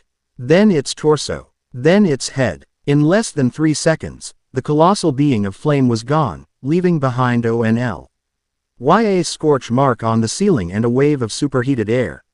Steel Magnus stared, his jaw slack. The cigarette fell from his lips. His ultimate spell, a creature that could regenerate from any wound and burn through any defense, had been obliterated in an instant. Kaori Kanzaki's hand tightened on her sword hilt until her knuckles were white. The boy hadn't used a counter spell. He hadn't exploited a weakness. He had just overpowered it. With brute force. It was like watching someone punch a hurricane to death. My turn, Naruto said, the orange pigmentation of sage mode already fading from his eyes. He vanished. Before Steel could react, Naruto was in his face, a fist cocked back. He didn't strike. He just stopped, his knuckles an inch from the magician's nose. Steel hadn't even seen him move. "We don't want to fight you," Naruto said, his voice deadly calm. "But if you threaten my friends again, I won't stop next time. Leave." The pressure radiating from Naruto was immense. It was the calm, absolute confidence of a predator who knew, without a doubt, that he was at the top of the food chain. Steel, a battle-hardened magician who had faced down saints and angels, felt a genuine bead of sweat trickle down his temple.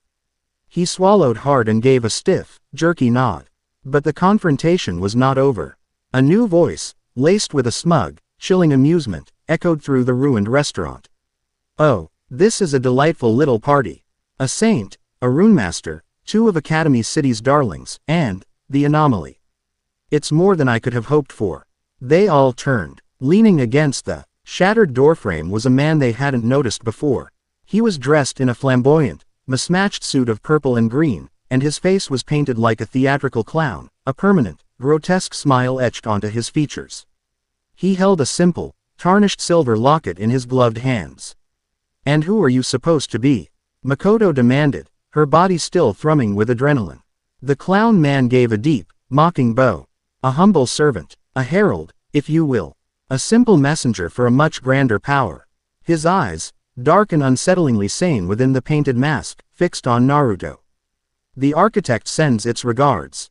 It was most pleased with your performance against the number one.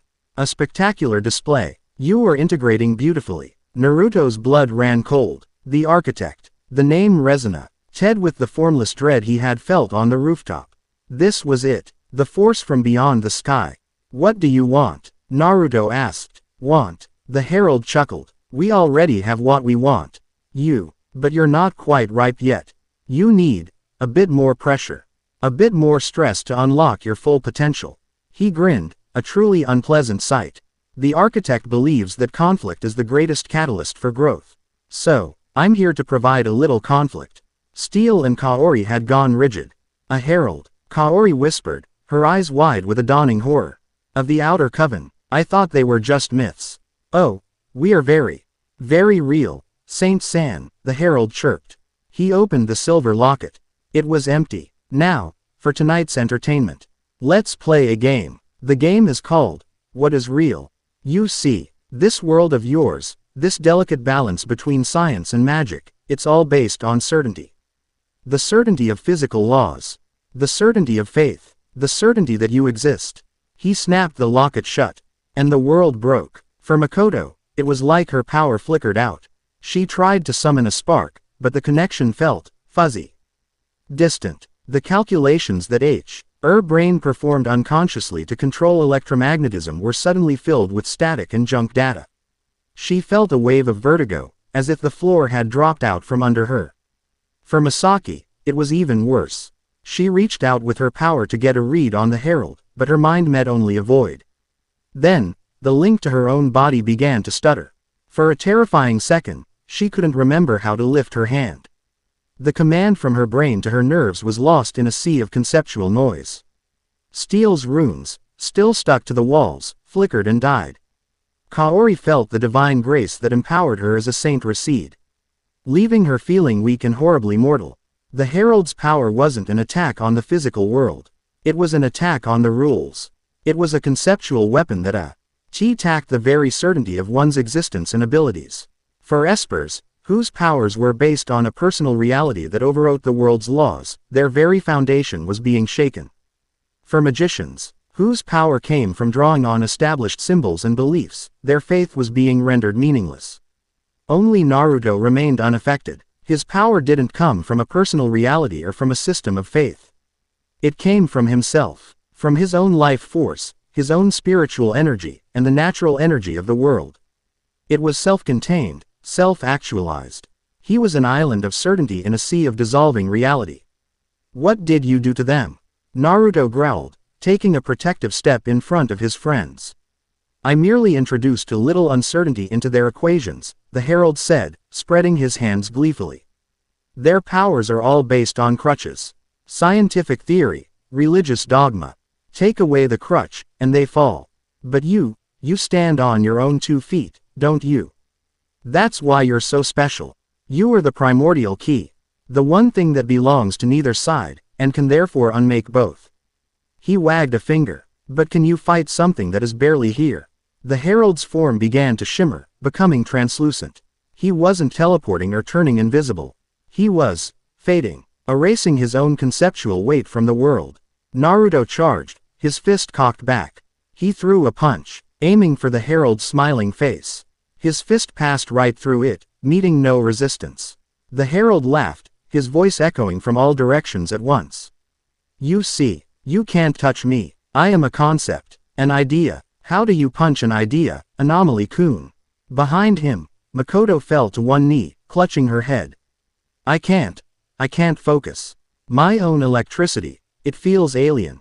Misaki was pale, leaning against a wall for support, her breathing ragged. He's attacking the foundations, the laws of the world. Naruto gritted his teeth. A physical enemy, he could punch. A conceptual enemy, this was something new. He couldn't use Sage Mode. There was nothing to sense, no physical body to hit. So he had to use something that wasn't physical either.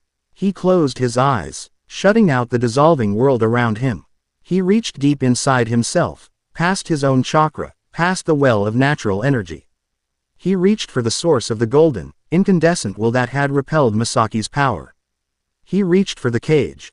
He felt it, the immense, sleeping consciousness. The boundless ocean of rage and power. Kurama. It wasn't the real Kurama from his forgotten past, but a spiritual echo. A seed of the beast sealed within his new soul. He didn't ask for its power. He didn't try to borrow it. He simply let down the barrier, just a fraction. He let a sliver of its raw, primal, malevolent energy bleed into his own. His form flickered. A violent, bubbling red aura, thick as blood, erupted around him, shaping itself into the faint outline of a single, lashing tail. His eyes, once ocean blue, bled into a furious crimson, the pupils stretching into vertical slits. His whisker marks thickened, becoming stark and feral. His teeth elongated into fangs. This wasn't a controlled transformation like Sage Mode. This was raw, untamed power. The pure, undiluted chakra of the Nine Tails. It was an energy of pure hatred and destruction. And it was so primal, so fundamental, that it existed on a conceptual level of its own. It was the concept of destruction. The herald's smug laughter faltered. What is this energy? This isn't senjutsu. It's a paradox. The will to destroy, given form. Impossible. Naruto opened his crimson eyes. He looked at the shimmering, conceptual form of the herald, and he saw it for what it was. A lie, a trick of the light. But the red chakra, the echo of Kurama, didn't care about tricks. It only cared about what it could erase. He lunged forward, his hand shaping into a claw. He wasn't just moving his physical body. He was projecting his will. Cloaked in the destructive red chakra, he swiped his claws through the space where the herald's chest was. This time, he connected. The herald screamed, a sound of pure, unadulterated agony. Red gashes, burning with malevolent energy, appeared on his translucent form. The red chakra wasn't hitting his body, it was tearing apart the very concept of his existence. You can't. The herald shrieked, his form flickering violently. You're just a boy. You shouldn't be able to wield the power of unmaking. I am Naruto Uzumaki. Naruto roared, his voice a distorted, demonic echo of his own. He raised a hand, and the red chakra began to gather, compressing not into a Rasengan, but into a dense, volatile sphere of positive and negative chakra. A miniature-tailed beast bomb. He herald's eyes widened in sheer terror. That sphere, it wouldn't just kill him. It would erase him from every timeline, every possibility. It would annihilate his very soul. The architect will know of this. The test is complete. The catalyst is unstable. He screamed. With a final, desperate burst of power, his form dissolved completely, vanishing from the world. He had fled, severing his connection to this phase to escape annihilation. As he vanished, the oppressive conceptual static lifted. Mikoto gasped, feeling her connection to her power snap back into place, sharp and clear. Misaki stumbled, her control over her own body returning. The world felt solid again. The malevolent red chakra around Naruto receded, sinking back into his body. The tail vanished, his eyes returned to blue, his features softened. He fell to one knee, panting heavily, a single trickle of blood running from his nose. The power was immense, but the strain was even greater. Using it felt like setting himself on fire from the inside out. Silence descended on the ruined restaurant. Steel and Kaori stared at him, their faces pale with shock and a new kind of fear. They had come to investigate a potential threat to the balance of the world. They had just witnessed a boy tap into a power that could unmake the world entirely. What, in the name of God, was that? Steel whispered, his voice trembling. Naruto pushed himself to his feet, wiping the blood from his nose with the back of his hand. He looked at his friends. Mikoto was staring at him, her face a mask of concern and awe. Misaki's expression was unreadable, a complex mixture of fear, relief, and an intellectual curiosity so intense it was almost predatory. They were safe. That's all that mattered. But he now knew the truth. He wasn't just an anomaly. He was a weapon, a key, and the lock it was meant to open was reality itself. The architect wasn't just watching him. It was trying to shape him, to temper him in the fires of conflict, to turn him into the tool it needed to reset the world. His life wasn't his own. His very existence was part of a plan. A cold, cosmic equation written by a god in the machine. Well, screw that. He looked at Mikoto's worried face. At Misaki's calculating one. He thought of the simple grave on the hill in District 7. He thought of Accelerator's lonely eyes. This world was messy, chaotic, and full of pain. But it was also full of people he was starting to care about. It was his world now. And no god, architect, or clown-faced herald was going to take it from him. Let's get out of here, Naruto said, his voice rough. I need ramen. As they stepped out of the wreckage into the stunned silence of the street, Kaori Kanzaki finally found her voice. We have to report this, she said to Steel. The Archbishop must know. This changes everything. Steel nodded, his face grim. He's not a new magic god. He's something else. A third pillar, standing outside the system. And God help us all if he decides to kick the other two over. Quote, high above, in a place that wasn't a place, the being of pure intellect, Omoikane, processed the herald's frantic, terror-filled report. Analysis. The primordial key possesses a secondary, paradoxical energy source, an echo of a tailed beast. Conceptual destructive capability confirmed. This variable was unexpected, potentially hazardous to the plan, but also potentially useful. A key that can not only unlock a door but also demolish the wall around it is a more efficient tool.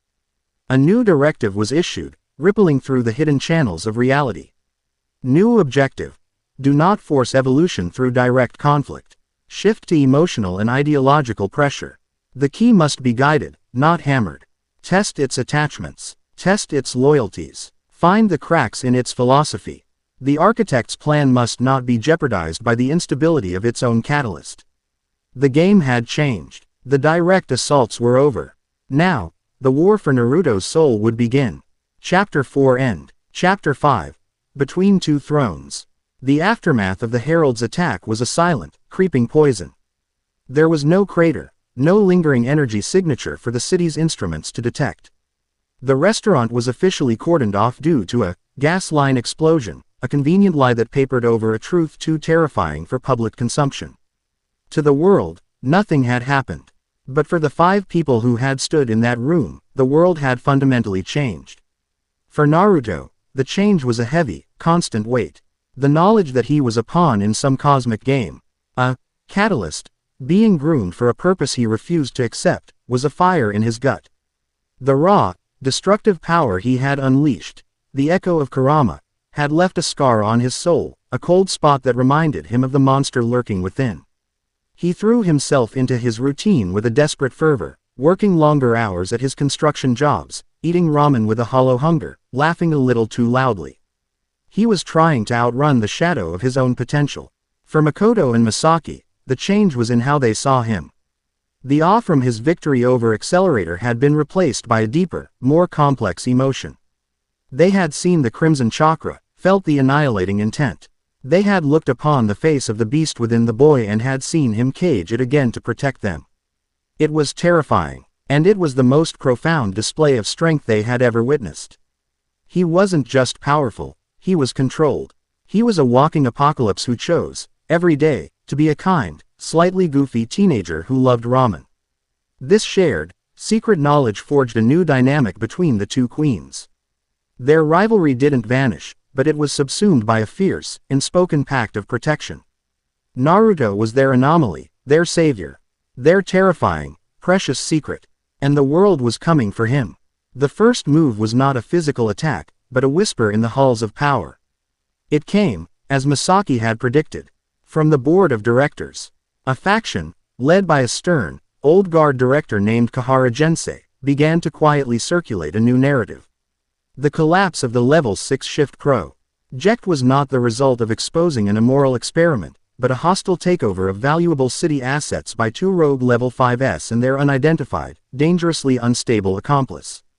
The whispers became memos. The memos became official inquiries. Suddenly, Misaki's vast information network and financial holdings were under intense scrutiny. Her clique members were being systematically interviewed by internal affairs. Their loyalty tested, their actions questioned. Mikoto found her access to certain judgment resources restricted, and her family back home began receiving veiled, polite inquiries about her recent extracurricular activities. They were being isolated. It was a classic political maneuver. Cut the target off from its support base before moving in for the kill. The three of Th.M. sat on the roof of Naruto's cheap apartment building, the place that had become their de facto war room. The setting sun painted the sky in shades of orange and purple, a beautiful backdrop to an ugly conversation. "It's Gensei," Misaki said, her voice tight with a frustration she rarely showed. She was pacing back and forth, her usual honeyed grace replaced by the agitated movements of a caged lioness. "He's a leading figure in the Kahara clan, the dark heart of Academy City's R&D. They saw the Level 6 shift as their magnum opus. Its failure was a personal insult, and they're blaming us. But this is too coordinated. Too fast. They're trying to box us in," Mikoto added, leaning against the rooftop railing, her arms crossed.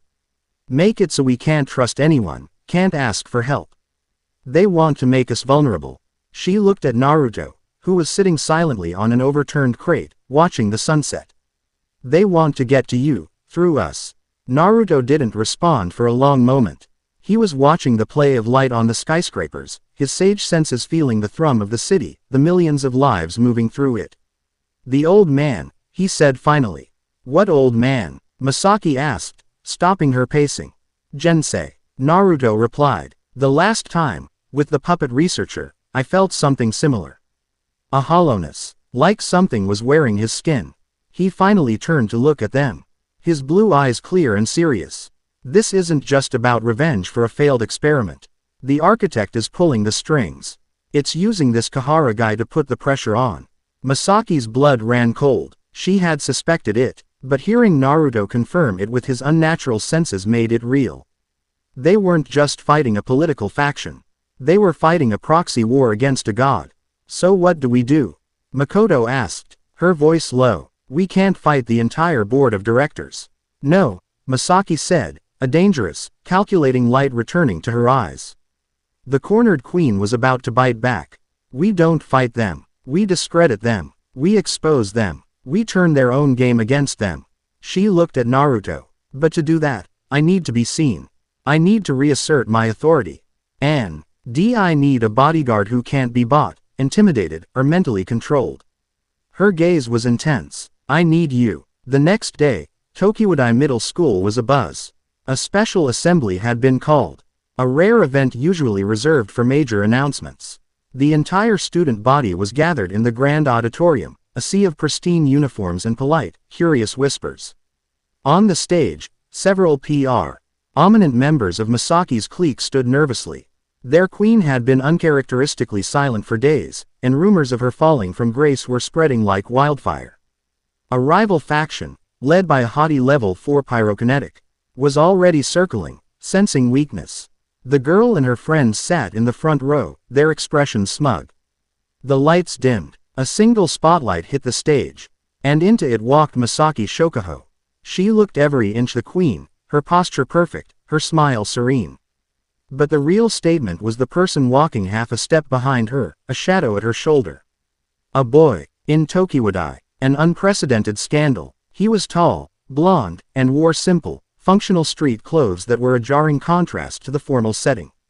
He exuded an aura of calm, indifferent power.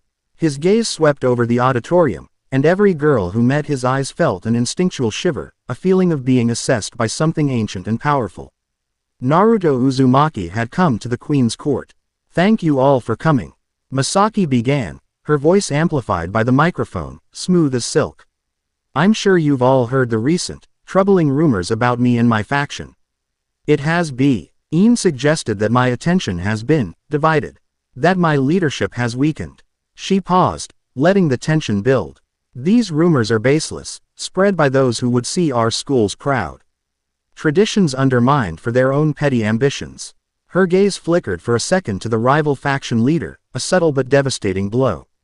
"However," Misaki continued, "it is true that I have been focused on a matter of great importance to the security of our city. A threat that required a unique consultant." She gestured elegantly towards Naruto. "Allow me to introduce Naruto-kun. He is an associate of mine, a specialist in threat neutralization. His presence here is by my authority." It was a masterful stroke of political theater. She hadn't explained anything, but she had reframed everything. She wasn't weakened. She was engaged in high-stakes security operations. Naruto wasn't a distraction, he was a strategic asset. The rival pyrokinetic stood up, unable to contain herself. "This is an outrage. You bring a boy, a level 0 ruffian, into our school. You defile this sacred institution. You have no authority." Several of her friends stood with her, shouting their agreement. The auditorium descended into chaos. Misaki's smile didn't waver. She didn't even look at them. Naruto took one step forward. He didn't say a word. He didn't flare his power. He just looked at the protesting girls. His gaze wasn't angry. It was disappointed, like a parent looking at a misbehaving child. The sheer, magnetic force of his presence, the quiet, absolute confidence, did what no amount of shouting could. The protests faltered. The pyrokinetic girl felt her bravado wither under that calm, blue-eyed gaze. She felt small, petty. She sat down, her face flushed with shame. Silence fell over the auditorium. "As I was saying," Misaki continued smoothly, as if nothing had happened, "my position as the Queen of Tokiwadai is secure. My focus is unwavering, and my resources," she glanced at Naruto, "are more formidable than ever. Let that be a warning to anyone, inside this school or out, who thinks to challenge me." She had won. In one move, she had silenced her rivals, reassured her followers, and turned Naruto from a potential scandal into a symbol of her untouchable power. As they walked off the stage to a mixture of stunned silence and dawning applause, Misaki leaned close to Naruto, her voice a low murmur. "You're a natural at this. You didn't even have to do anything. Sometimes the best way to win a fight is to not have won," Naruto replied, a faint echo of a long-forgotten lesson. He looked down at her, a small smile on his face. "You were pretty cool up there." The simple, genuine compliment caught Misaki off guard. Praise, for her, was usually a tool, a form of currency. But from him, it was just real. An unfamiliar warmth bloomed in her chest. "Well," she said, regaining her composure with a toss of her honey blonde hair, "one must maintain appearances." But as they left the auditorium, Naruto's sage senses picked up a whisper. Kahara Jensei, watching via a hidden micro-camera, speaking to someone. "The boy has a strange charisma. An unconventional weapon. Proceed with the next phase. The other one, the ace. She's more emotionally volatile. Break her, and you break their unity." The architect's plan was shifting its focus. The bridge over the canal in District 7 had become Mikoto's sanctuary. It was here she came when the pressure felt like too much. The setting sun cast long shadows, the water below a ribbon of liquid fire. She leaned on the railing, watching the sky change colors, feeling the familiar loneliness creep back in. The sisters were safe, but the fight wasn't over. And this new fight, this war of politics and whispers, was won. She didn't know how to win with a lightning bolt. Nice view. She didn't jump. She had felt him approach, his energy signature as familiar to her now as her own. Naruto came to stand beside her, leaning on the railing, mirroring her posture. They stood in comfortable silence for a few minutes, just watching the day end. I hate this, Mikoto said finally, her voice low. This, sneaking around. The rumors. They're making my friends doubt me, my parents worry. It's a fight I can't just punch. I know, Naruto said quietly. All this power, she continued, a bitter edge to her voice, the number 3 level 5. The railgun, and I feel more helpless than ever. I've always been alone at the top.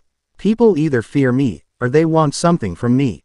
I thought I was used to it. But it's different now. It feels heavier. Naruto turned to look at her. The setting sun caught in her brown hair, framing her face in a soft, golden light. He saw past the ace of Tokiwadai, past the lightning and the fury. He saw a 14-year-old girl carrying a weight that would crush most adults. You're not alone, he said, his voice soft but firm. It feels like I am, she whispered, her gaze fixed on the water. Hey, he gently touched her chin, turning her face towards him. Her eyes were shimmering with unshed tears. Look at me, you are not alone. You have me, you have Misaki, even if she's a pain in the ass. We're in this together, all of it. His thumb brushed against her cheek, and a jolt went through her that had nothing to do with electricity. It was warm, and grounding, and real. His eyes were so close, so incredibly blue. And there was nothing in them but sincerity and a deep, unwavering affection. The loneliness that had been her constant companion for years suddenly felt distant. Replaced by a new, terrifying, wonderful feeling. The world seemed to narrow down to the space between them. The sounds of the city faded away. It was just the two of them, bathed in the dying light of the sun. The air crackled, but this time, it wasn't her power. It was something else entirely. She didn't know who moved first. It didn't matter. Their lips met. It wasn't a dramatic, movie-perfect kiss. It was hesitant, gentle. A question and an answer all at once. It was a kiss that tasted of salt and ozone and the promise of not being alone anymore. It was short, but it changed the axis of her world. When they broke apart, Mikoto's face was flushed, her heart hammering against her ribs. She couldn't look at him. Naruto didn't say anything cliché. He just smiled, a soft, genuine smile. See, not alone. He took her hand, his fingers lacing with hers. His hand was warm and calloused from work, and it felt like an anchor in a storm. For the first time in a long time, Misaka Mikoto felt completely, utterly safe. Later that night, the political war came to a head. Misaki had called an emergency meeting with several key financial backers of her family's conglomerate, powerful figures, who were being pressured by Gensei's faction to withdraw their support. The meeting was taking place in a secure, private dining room in a high-class restaurant, a viper's nest of old money and shifting loyalties. Misaki was magnificent. She was a whirlwind of data, charm, and veiled threats, countering every argument, deflecting every accusation. She laid out a brilliant case, proving that Gensei's faction was acting not in the city's best interest, but for their own vengeful, short-sighted goals. But the old men were stubborn, spooked by the power of the Kohara name. They were wavering. Naruto stood in the corner of the room, silent and observant as he had been instructed. He was the unspoken threat, the nuclear option in the Queen's arsenal. But he could see it wasn't working. Misaki was winning the logical argument, but she was losing the battle of fear. Then Gensei himself made his move.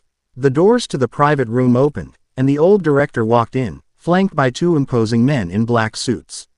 Shokuhou-kun, he said, his voice a gravelly monotone. I thought I might find you here, trying to shore up your sinking ship. The backers in the room visibly flinched. Gensei's presence was a clear show of force. Kohara-sensei, Misaki replied, her voice like ice.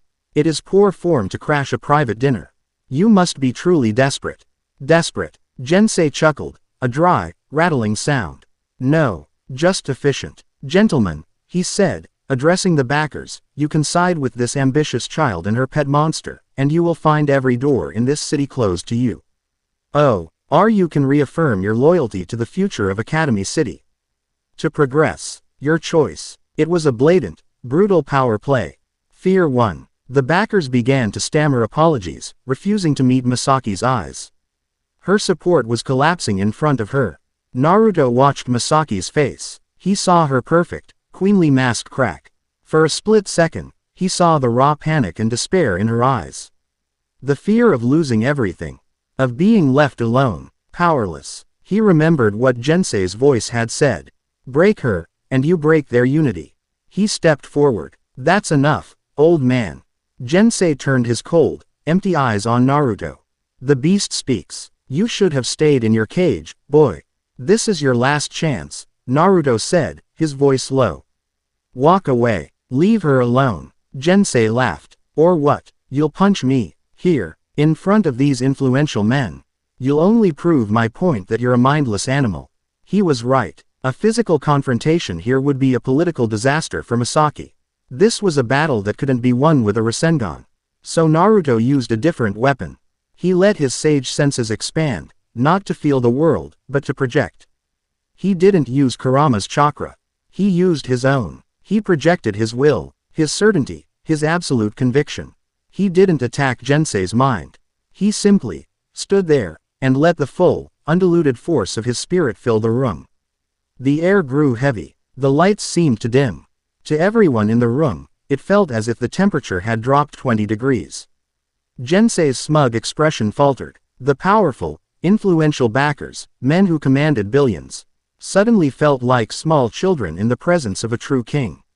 They weren't being threatened. They were being judged. Naruto met Gensei's gaze, and in his mind, with the focused intent of a sage, he whispered one word, a word Gensei would hear not with his ears, but with his soul.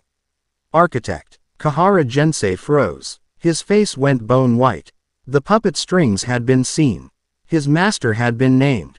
The entity wearing his skin recoiled in shock, not from a physical attack, but from being known.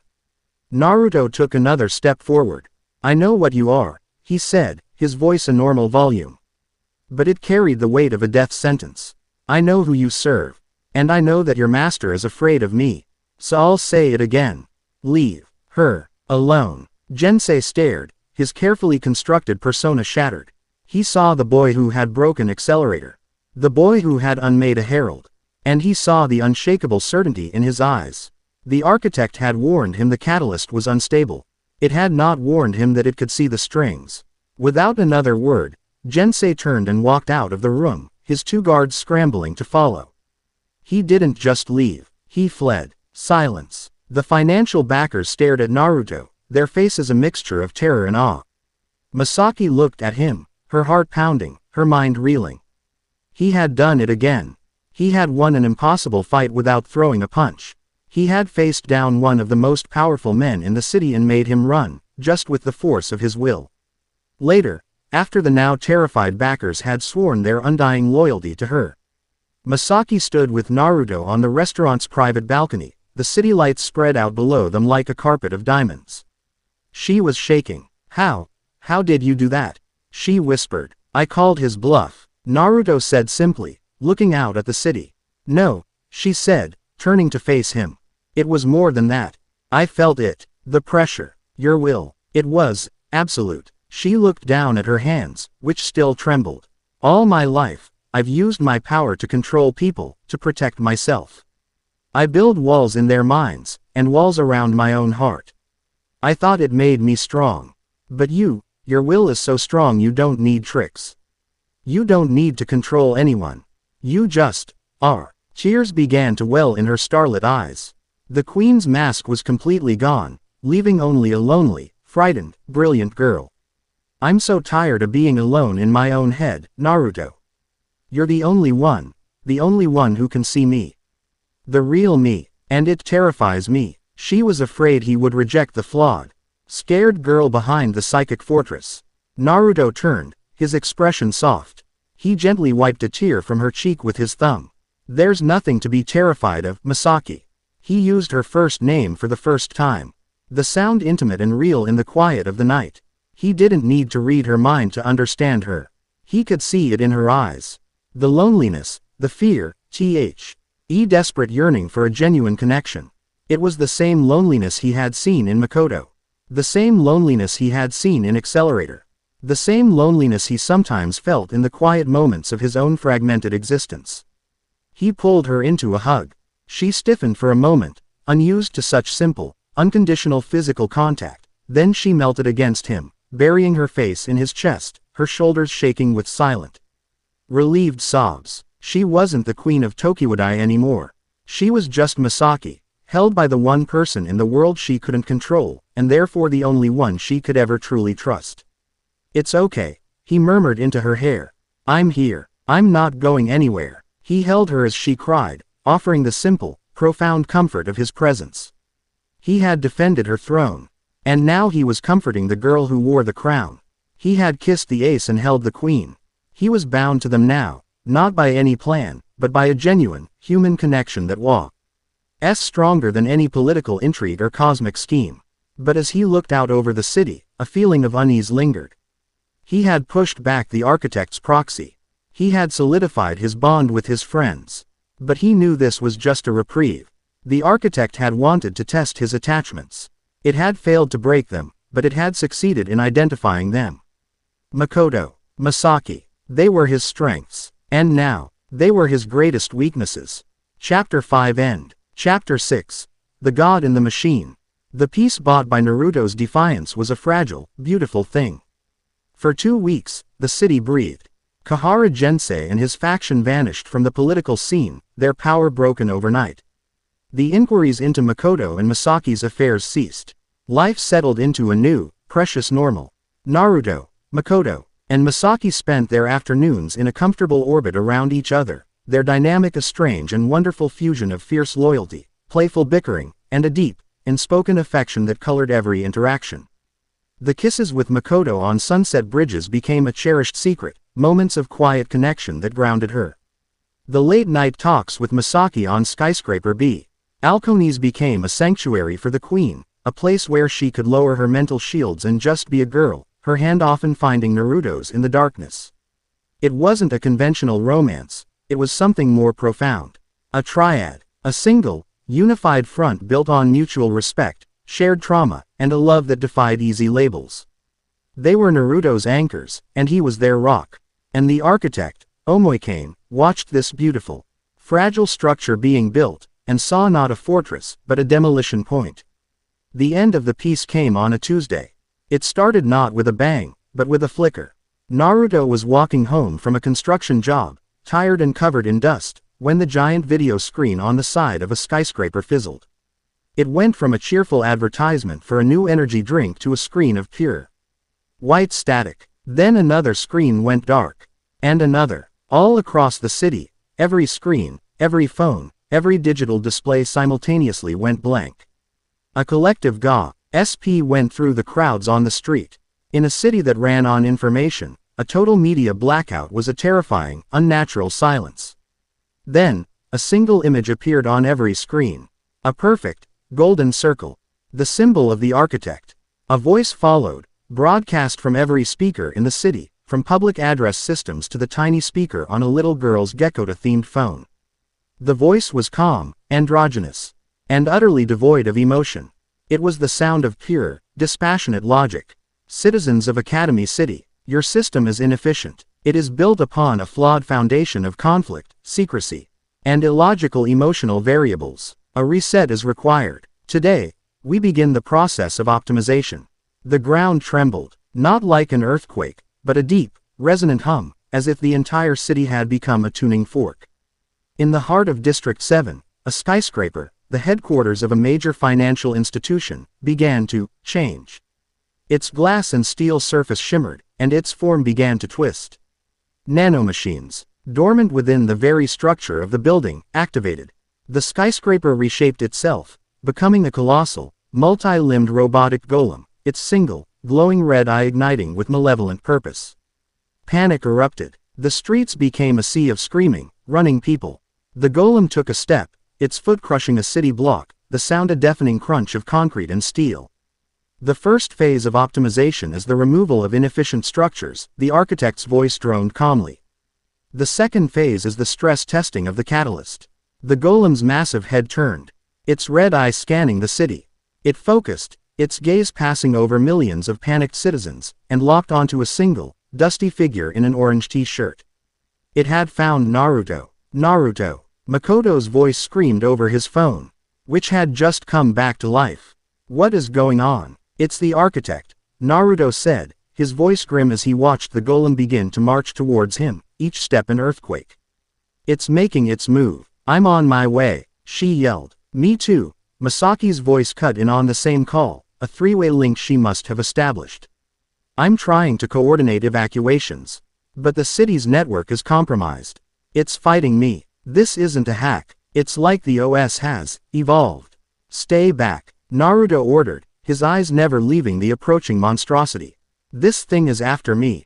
Just get people clear. The golem was almost upon him. It raised a massive fist, the size of a building, and brought it down. Naruto blurred, dodging the blow with sage-like speed. The fist pulverized the street, the shockwave shattering windows for blocks around. Okay, big guy, Naruto muttered, landing on a nearby rooftop. Let's dance. He brought his hands together. Shadow clone jutsu. 100 Narutos exploded into existence on the surrounding rooftops. They all began forming Rasengans. 100 shrieking blue spheres lit up the evening sky. Go! Naruto roared. The clones leapt, a wave of orange and blue, and slammed their attacks into the golem's legs, its torso, its arms. The series of impacts was like a sustained artillery barrage. Explosions of grinding, spiraling energy tore at the nanomachine-laced metal. But the damage was superficial. The golem's metal skin flowed like liquid, repairing the craters almost as fast as they were made. It was self-regenerating on a massive scale. It swatted its arm, and a dozen clones were wiped out of existence like flies. This wasn't just a big robot. This was a herald, a higher class of herald than the clown-faced man. A prophet of the architect, a being of immense power given a physical, city-sized form. Your methods are inefficient, Catalyst, the architect's voice boomed from the golem itself. Brute force is a flawed tool. True power is control. To prove its point, other buildings throughout the city began to transform. Not into golems, but into massive cannons, defense turrets, and drone FA. Citeries that began churning out swarms of sleek, deadly machines. The city itself was turning against its inhabitants. From her vantage point in a skyscraper miles away, Misaki watched in horror. This was a nightmare. Her power, mental out, was designed to control people. But how could she fight an enemy that was the city? But then, a thought struck her. Her power wasn't just control. It was connection. The ability to link minds. Naruto. Mikoto. She said, her voice steel hard with a sudden, brilliant idea.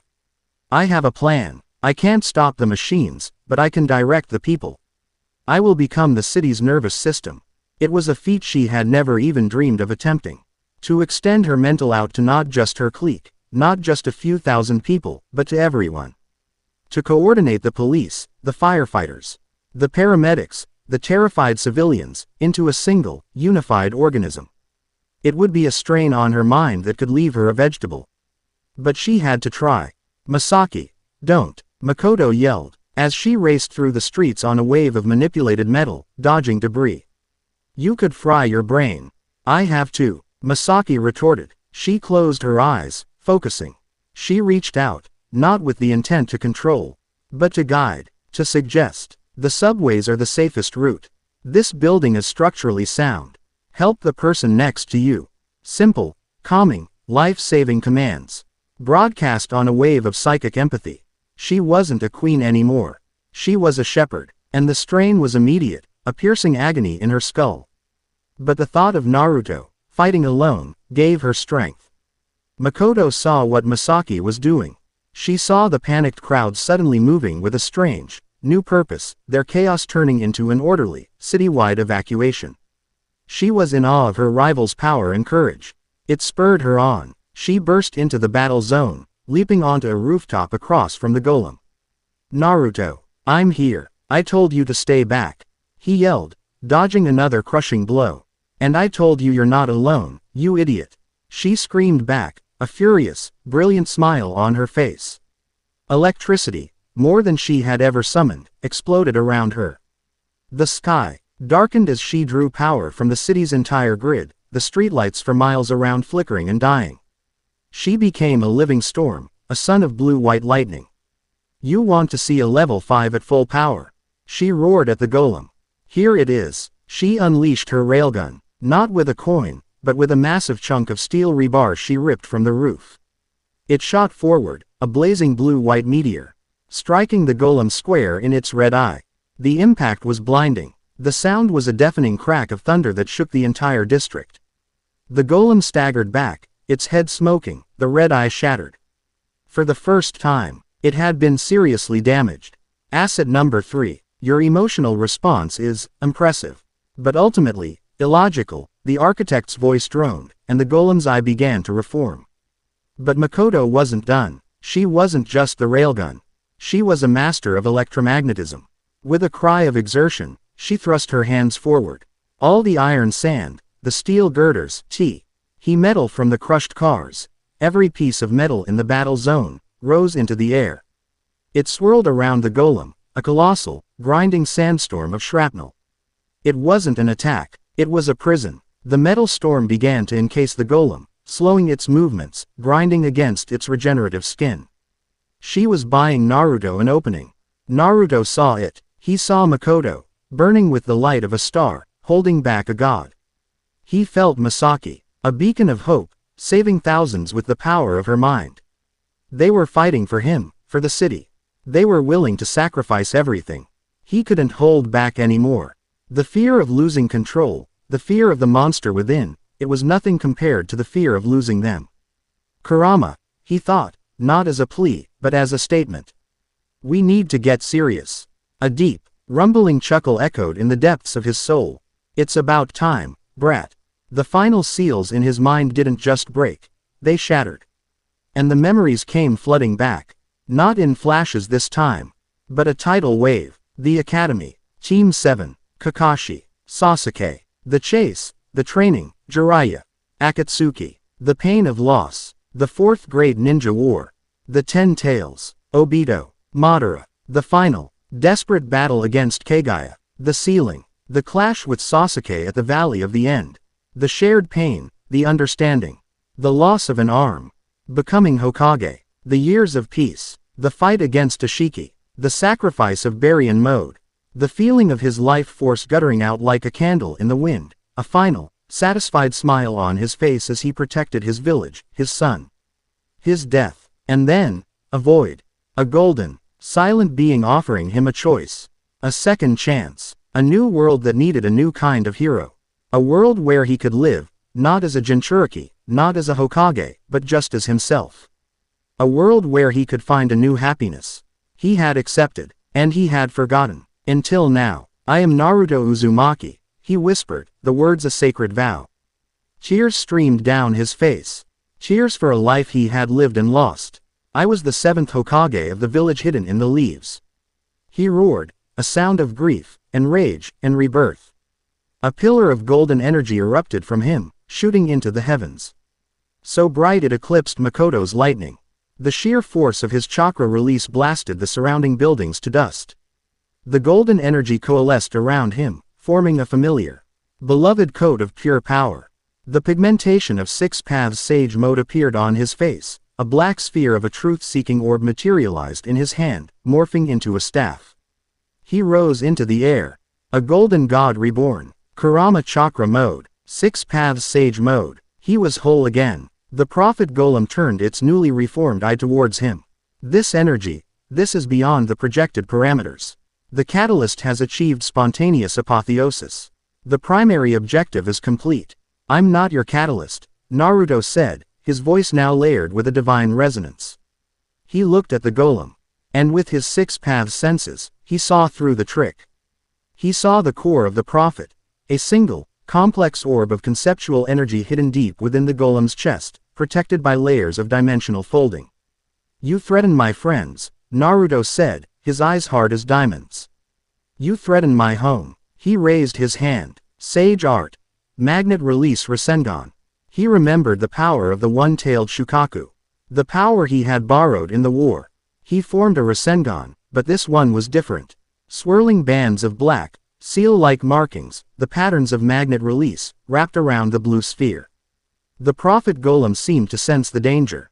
It abandoned its fight with Mikoto's metal storm and fired a massive beam of pure destructive energy at Naruto.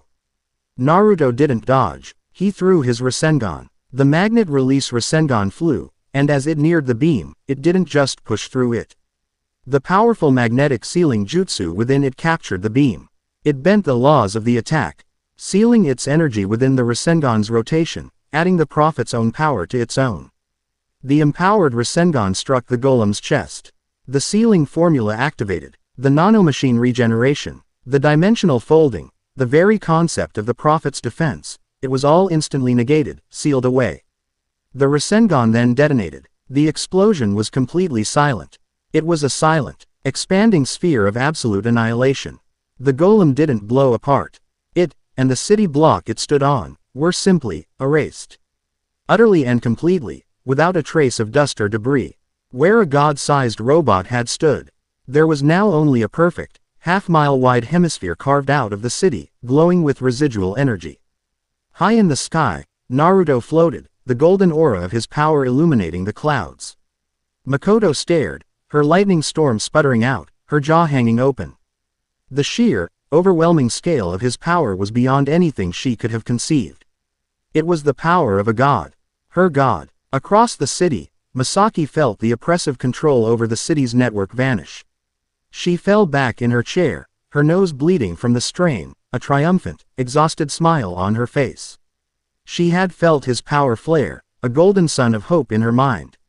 He had won. Their Naruto had won. But as the golden light from Naruto's attack faded, the prophet's final words echoed in his mind, not spoken, but transmitted directly into his soul. You were never a hero of this world. You were the key. Your arrival was the first step. Your power, its release has now shattered the dimensional locks.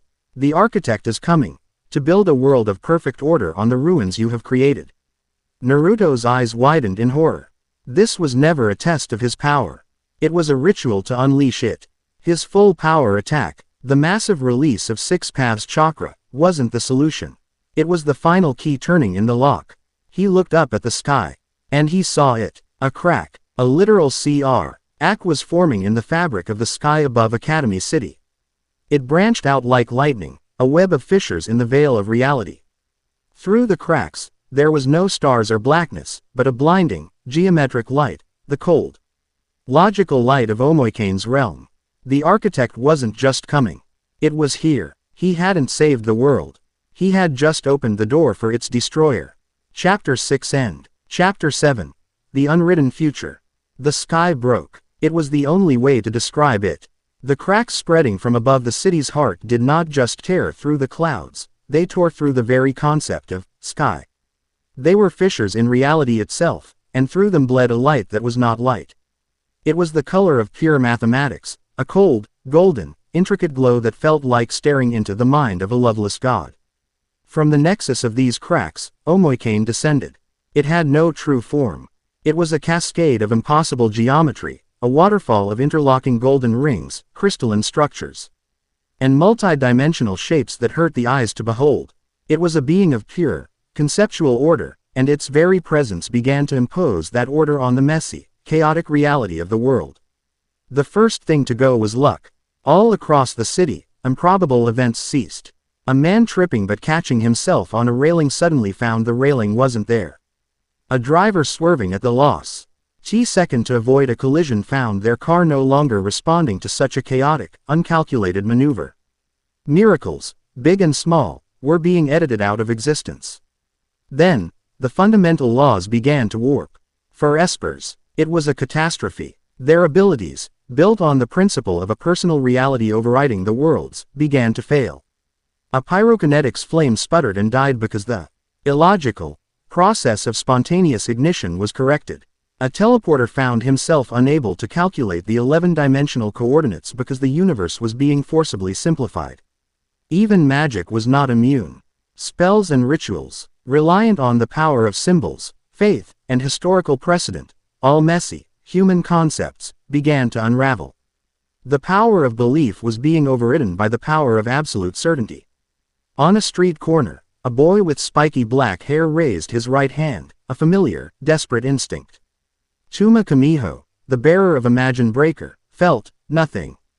The power within his right hand, the negation point for all supernatural phenomena, was simply gone. Imagine Breaker could negate the products of an illogical world, but it could do nothing against a force that was rewriting the world to be perfectly logical. It had been rendered redundant. High above the unfolding apocalypse, Naruto floated in his golden Kurama chakra mode, his 6 paths power making him one of the few beings immune to the reality warping field. He watched in horror as the city he had fought to protect began to quietly and efficiently die, its beautiful, chaotic soul being systematically erased. Naruto. He looked down. Mikoto had created a pillar of iron sand, raising herself into the air. Her face was pale, her body trembling. "I can feel it," she said, her voice strained. "My power. It's getting weaker. The calculations are becoming too simple. There's no room for me to bend the rules." Suddenly, her phone, clutched in her hand, rang. It was Misaki. Her voice was weak, breathless. "Naruto. Mikoto, can you hear me?" Quote, "We hear you," Naruto projected, his voice carrying easily. "It's field. It's not just erasing powers," Misaki panted. "It's erasing choice, free will. It's I am posing a perfectly optimized behavioral pattern on everyone. I can feel their minds going quiet. All the beautiful noise, it's fading into a single, monotonous hum. You have to stop it. You're the only one who can." Naruto looked at the impossible being in the sky. He had faced down monsters, demigods, and alien goddesses. But how did you fight a law of nature? How did you punch a mathematical equation? The memory of his first life, his final battle, gave him the answer. Kagaya. She, too, had been a being who could rewrite reality. He hadn't just punched her. He and Sasuke had used their combined's 6 paths power to impose their own law upon her. But he was alone this time. Sasuke wasn't here. He looked down at Mikoto, her face grim with determination, refusing to let her power fade without a fight. He thought of Misaki, her mind a lone bastion of free will against a tide of conformity, her courage a burning star. No, he wasn't alone. "Mikoto, Misaki, I need you," he said, his voice ringing with a new, unshakable resolve. "This isn't a battle I can win with a Rasengan. It's a battle of wills. Omoikane is imposing its concept of a perfect world on ours. I need to show it a stronger concept. The concept of us. What do you need?" Mikoto asked without hesitation. "I need an anchor," Naruto explained, his mind racing, formulating a desperate, insane plan. "Omoikane is erasing this reality. I'm going to confront it on a conceptual level, but to do that, I have to let go of my physical form. You, Mikoto, are my anchor to this world.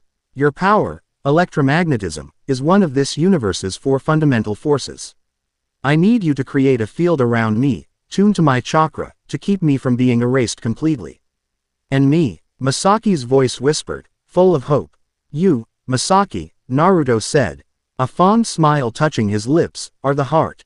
Omoikane sees humanity as an inefficient, chaotic variable. I need you to show it what that chaos is worth. I need you to use your mental out, not to control, but to connect. Connect to every mind you can still reach. Gather their feelings, their hopes, their dreams, their love, their pain, all of it. All the messy, illogical, beautiful things that make them human. And I need you to send it all to me." It was a plan born of their unique triad. The sage, the ace, and the queen. Power, foundation, and heart. "You got it," Mikoto said, her body already crackling with renewed purpose. "I won't let you down," Misaki vowed. Naruto took a deep breath. He closed his eyes, let his golden cloak of chakra dissipate, and his body go limp. He let go of his physical form, his consciousness ascending as a pure being of 6 paths energy. As he did, Mikoto acted. She poured the last of her fading power into a final, monumental act. She didn't create a weapon. She created a shield. A vast, intricate sphere of pure electromagnetic energy formed around Naruto's ascending spirit. It was tuned perfectly to his unique chakra signature, a bubble of reality that held firm against Omoikane's rewriting field. It was her promise-given form. "I will hold you here. I will not let you go." The strain was immense. Blood trickled from her nose, but she held it steady. At the same time, Misaki began her symphony. She cast the net of her mind wide, pushing past the encroaching silence. She found islands of resistance, parents shielding their children, lovers holding each other. A single student trying to solve an unsolvable equation. She didn't command them, she joined them. She linked their emotions, weaving a tapestry of human experience. The joy of a first kiss. The pain of a final goodbye. The quiet satisfaction of a hard day's work. The defiant hope of a cornered soul. It was a cacophony of feeling, a testament to the beautiful imperfection of free will. And she funneled this raw, chaotic, magnificent data stream directly into Naruto's consciousness. Naruto's spirit, a golden form of pure energy, shot towards Omoikane. The architect registered his approach. Your resistance is illogical, its voice echoed in his mind. Your world is flawed. I am offering perfection. A system without pain, without conflict, without error. A world without pain is a world without courage, Naruto projected back, his voice now amplified by the hopes of a million souls. A world without conflict is a world without growth. A world without error is a world without beauty. He arrived before the cascade of geometry. He didn't attack, he pushed his own concept, his own truth, against the architect's. Omoikane's world was a perfect, sterile crystal. Naruto's was a chaotic, vibrant, living forest. He showed Omoikane the memory of a young Mikoto, crying in frustration as she struggled to master her powers, and the triumph on her face when she finally succeeded. Struggle is the forge of strength. He showed it Misaki, alone in her fortress of a mind, and the overwhelming relief and joy she felt when she finally let someone in. Loneliness gives connection its meaning. He showed it his own past. The pain of being an outcast, the joy of being acknowledged by Iruka-sensei. The fury of losing Jiraiya, the peace of forgiving Nagato. The rivalry with Sasuke, a bond of conflict and love that had saved the world. These are inefficient, emotional variables, Omoikane stated, its own conceptual pressure increasing. They lead to suffering. They lead to life. Naruto roared back, the full force of Misaki's psychic chorus flowing through him. You see a flawed equation. I see a family. You see a bug in the system. I see a hero. You want to fix the world by taking away our choices. But our choices, our mistakes, our ability to get back up after we fall, that's the whole damn point. He pushed harder, fueled by the defiant, illogical, glorious spirit of humanity. He wasn't trying to destroy the architect. He was doing what he did best. Talk no jutsu. On a cosmic, conceptual scale, he was forcing a being of pure logic to comprehend the logic of emotion. Omoikane, for the first time in its eons of existence, encountered a variable it could not calculate. A paradox it could not solve. The sheer, overwhelming force of human feeling, of bonds forged in fire. Of hope in the face of despair. It was illogical, it was inefficient, and it was beautiful. The architect's conceptual pressure faltered. The rewriting of reality stalled. The golden light in the sky softened. Your thesis, as compelling, Omoikane conceded, the first hint of something other than logic in its tone. The variable of bonds produces unpredictable, yet potent results. A full system reset may not be the optimal solution. There's a better way, Naruto pressed, sensing his victory. Work with us, not as our god, but as our partner. Help us, guide us, but let us make our own mistakes. Let us write our own future. There was a long silence, a pause that stretched for an eternity. The world held its breath. A pact, Omoikane declared. A new equation. I will cease my direct intervention. I will observe. I will not rewrite your reality. In return, you, Naruto Uzumaki, the singularity, will serve as the fulcrum. Your existence, a bridge between he stability I desire and the chaos you cherish, will maintain the new balance. You will be the world's warden. The cracks in the sky began to heal. The golden light receded. The impossible geometry of Omoikane dissolved, retreating back to its own dimension. It was over. Naruto's spirit descended, returning to his body, which was still floating, held safely in Mikoto's electromagnetic bubble. The six paths power receded, leaving him tired, drained, but whole. He opened his eyes. The first thing he saw was Mikoto's face, tear-streaked and luminous, her pillar of iron sand crumbling as her strength gave out. He caught her as she fell, holding her tight. His phone buzzed. It was a text from Misaki. Just one word. Welcome back. The world was saved, but it was forever changed. The brief appearance of a god and the revelation of a third pillar of power had shattered the old dichotomy of science and magic. Naruto Uzumaki was now a known entity, a world power unto himself. His existence was now the literal guarantee of their reality. No pressure. Days later, the three of them stood on that familiar rooftop, looking out over a city that was already busy rebuilding. The scars were there, but the spirit, the beautiful, chaotic noise, was back. Mikoto leaned her head on his shoulder, her hand intertwined with his. On his other side, Misaki stood close, her presence a quiet, comfortable weight. She subtly bumped her shoulder against his arm, a small, private gesture of affection. So, Mikoto said, breaking the comfortable silence. Warden of the world, huh? Does that come with a fancy hat? Naruto chuckled, the sound rich and easy. Nah, but I think the dental plan is pretty good. Misaki let out a rare, genuine giggle. I suppose we'll have to update my faction's official hierarchy. Queen, Ace, and Demigod. I'm not a demigod, Naruto said, squeezing Mikoto's hand. I'm just a guy who's lucky enough to have you two. The sincerity in his voice was absolute. He looked at them, his two queens. The pillars of his new life.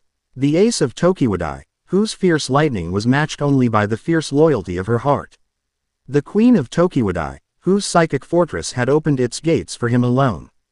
They were his. He was theirs. It was a bond stronger than any cosmic pact. The future was unwritten. New enemies would surely rise, drawn to the new power balance. The lingering factions of the architect might not honor the pact.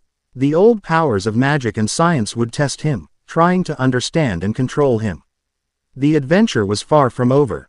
But as he stood there, between the two strongest, most brilliant, most beautiful women he had ever known, Naruto Uzumaki felt something he hadn't felt since he had achieved his dream in his first life. He felt home. He looked out at the horizon, at the endless possibilities of their unwritten future, and for the first time since he was reborn in this strange, magical, scientific world, he smiled a true, heartfelt smile. The smile of a man who had everything he could ever want. The story was just beginning. Chapter 7 End.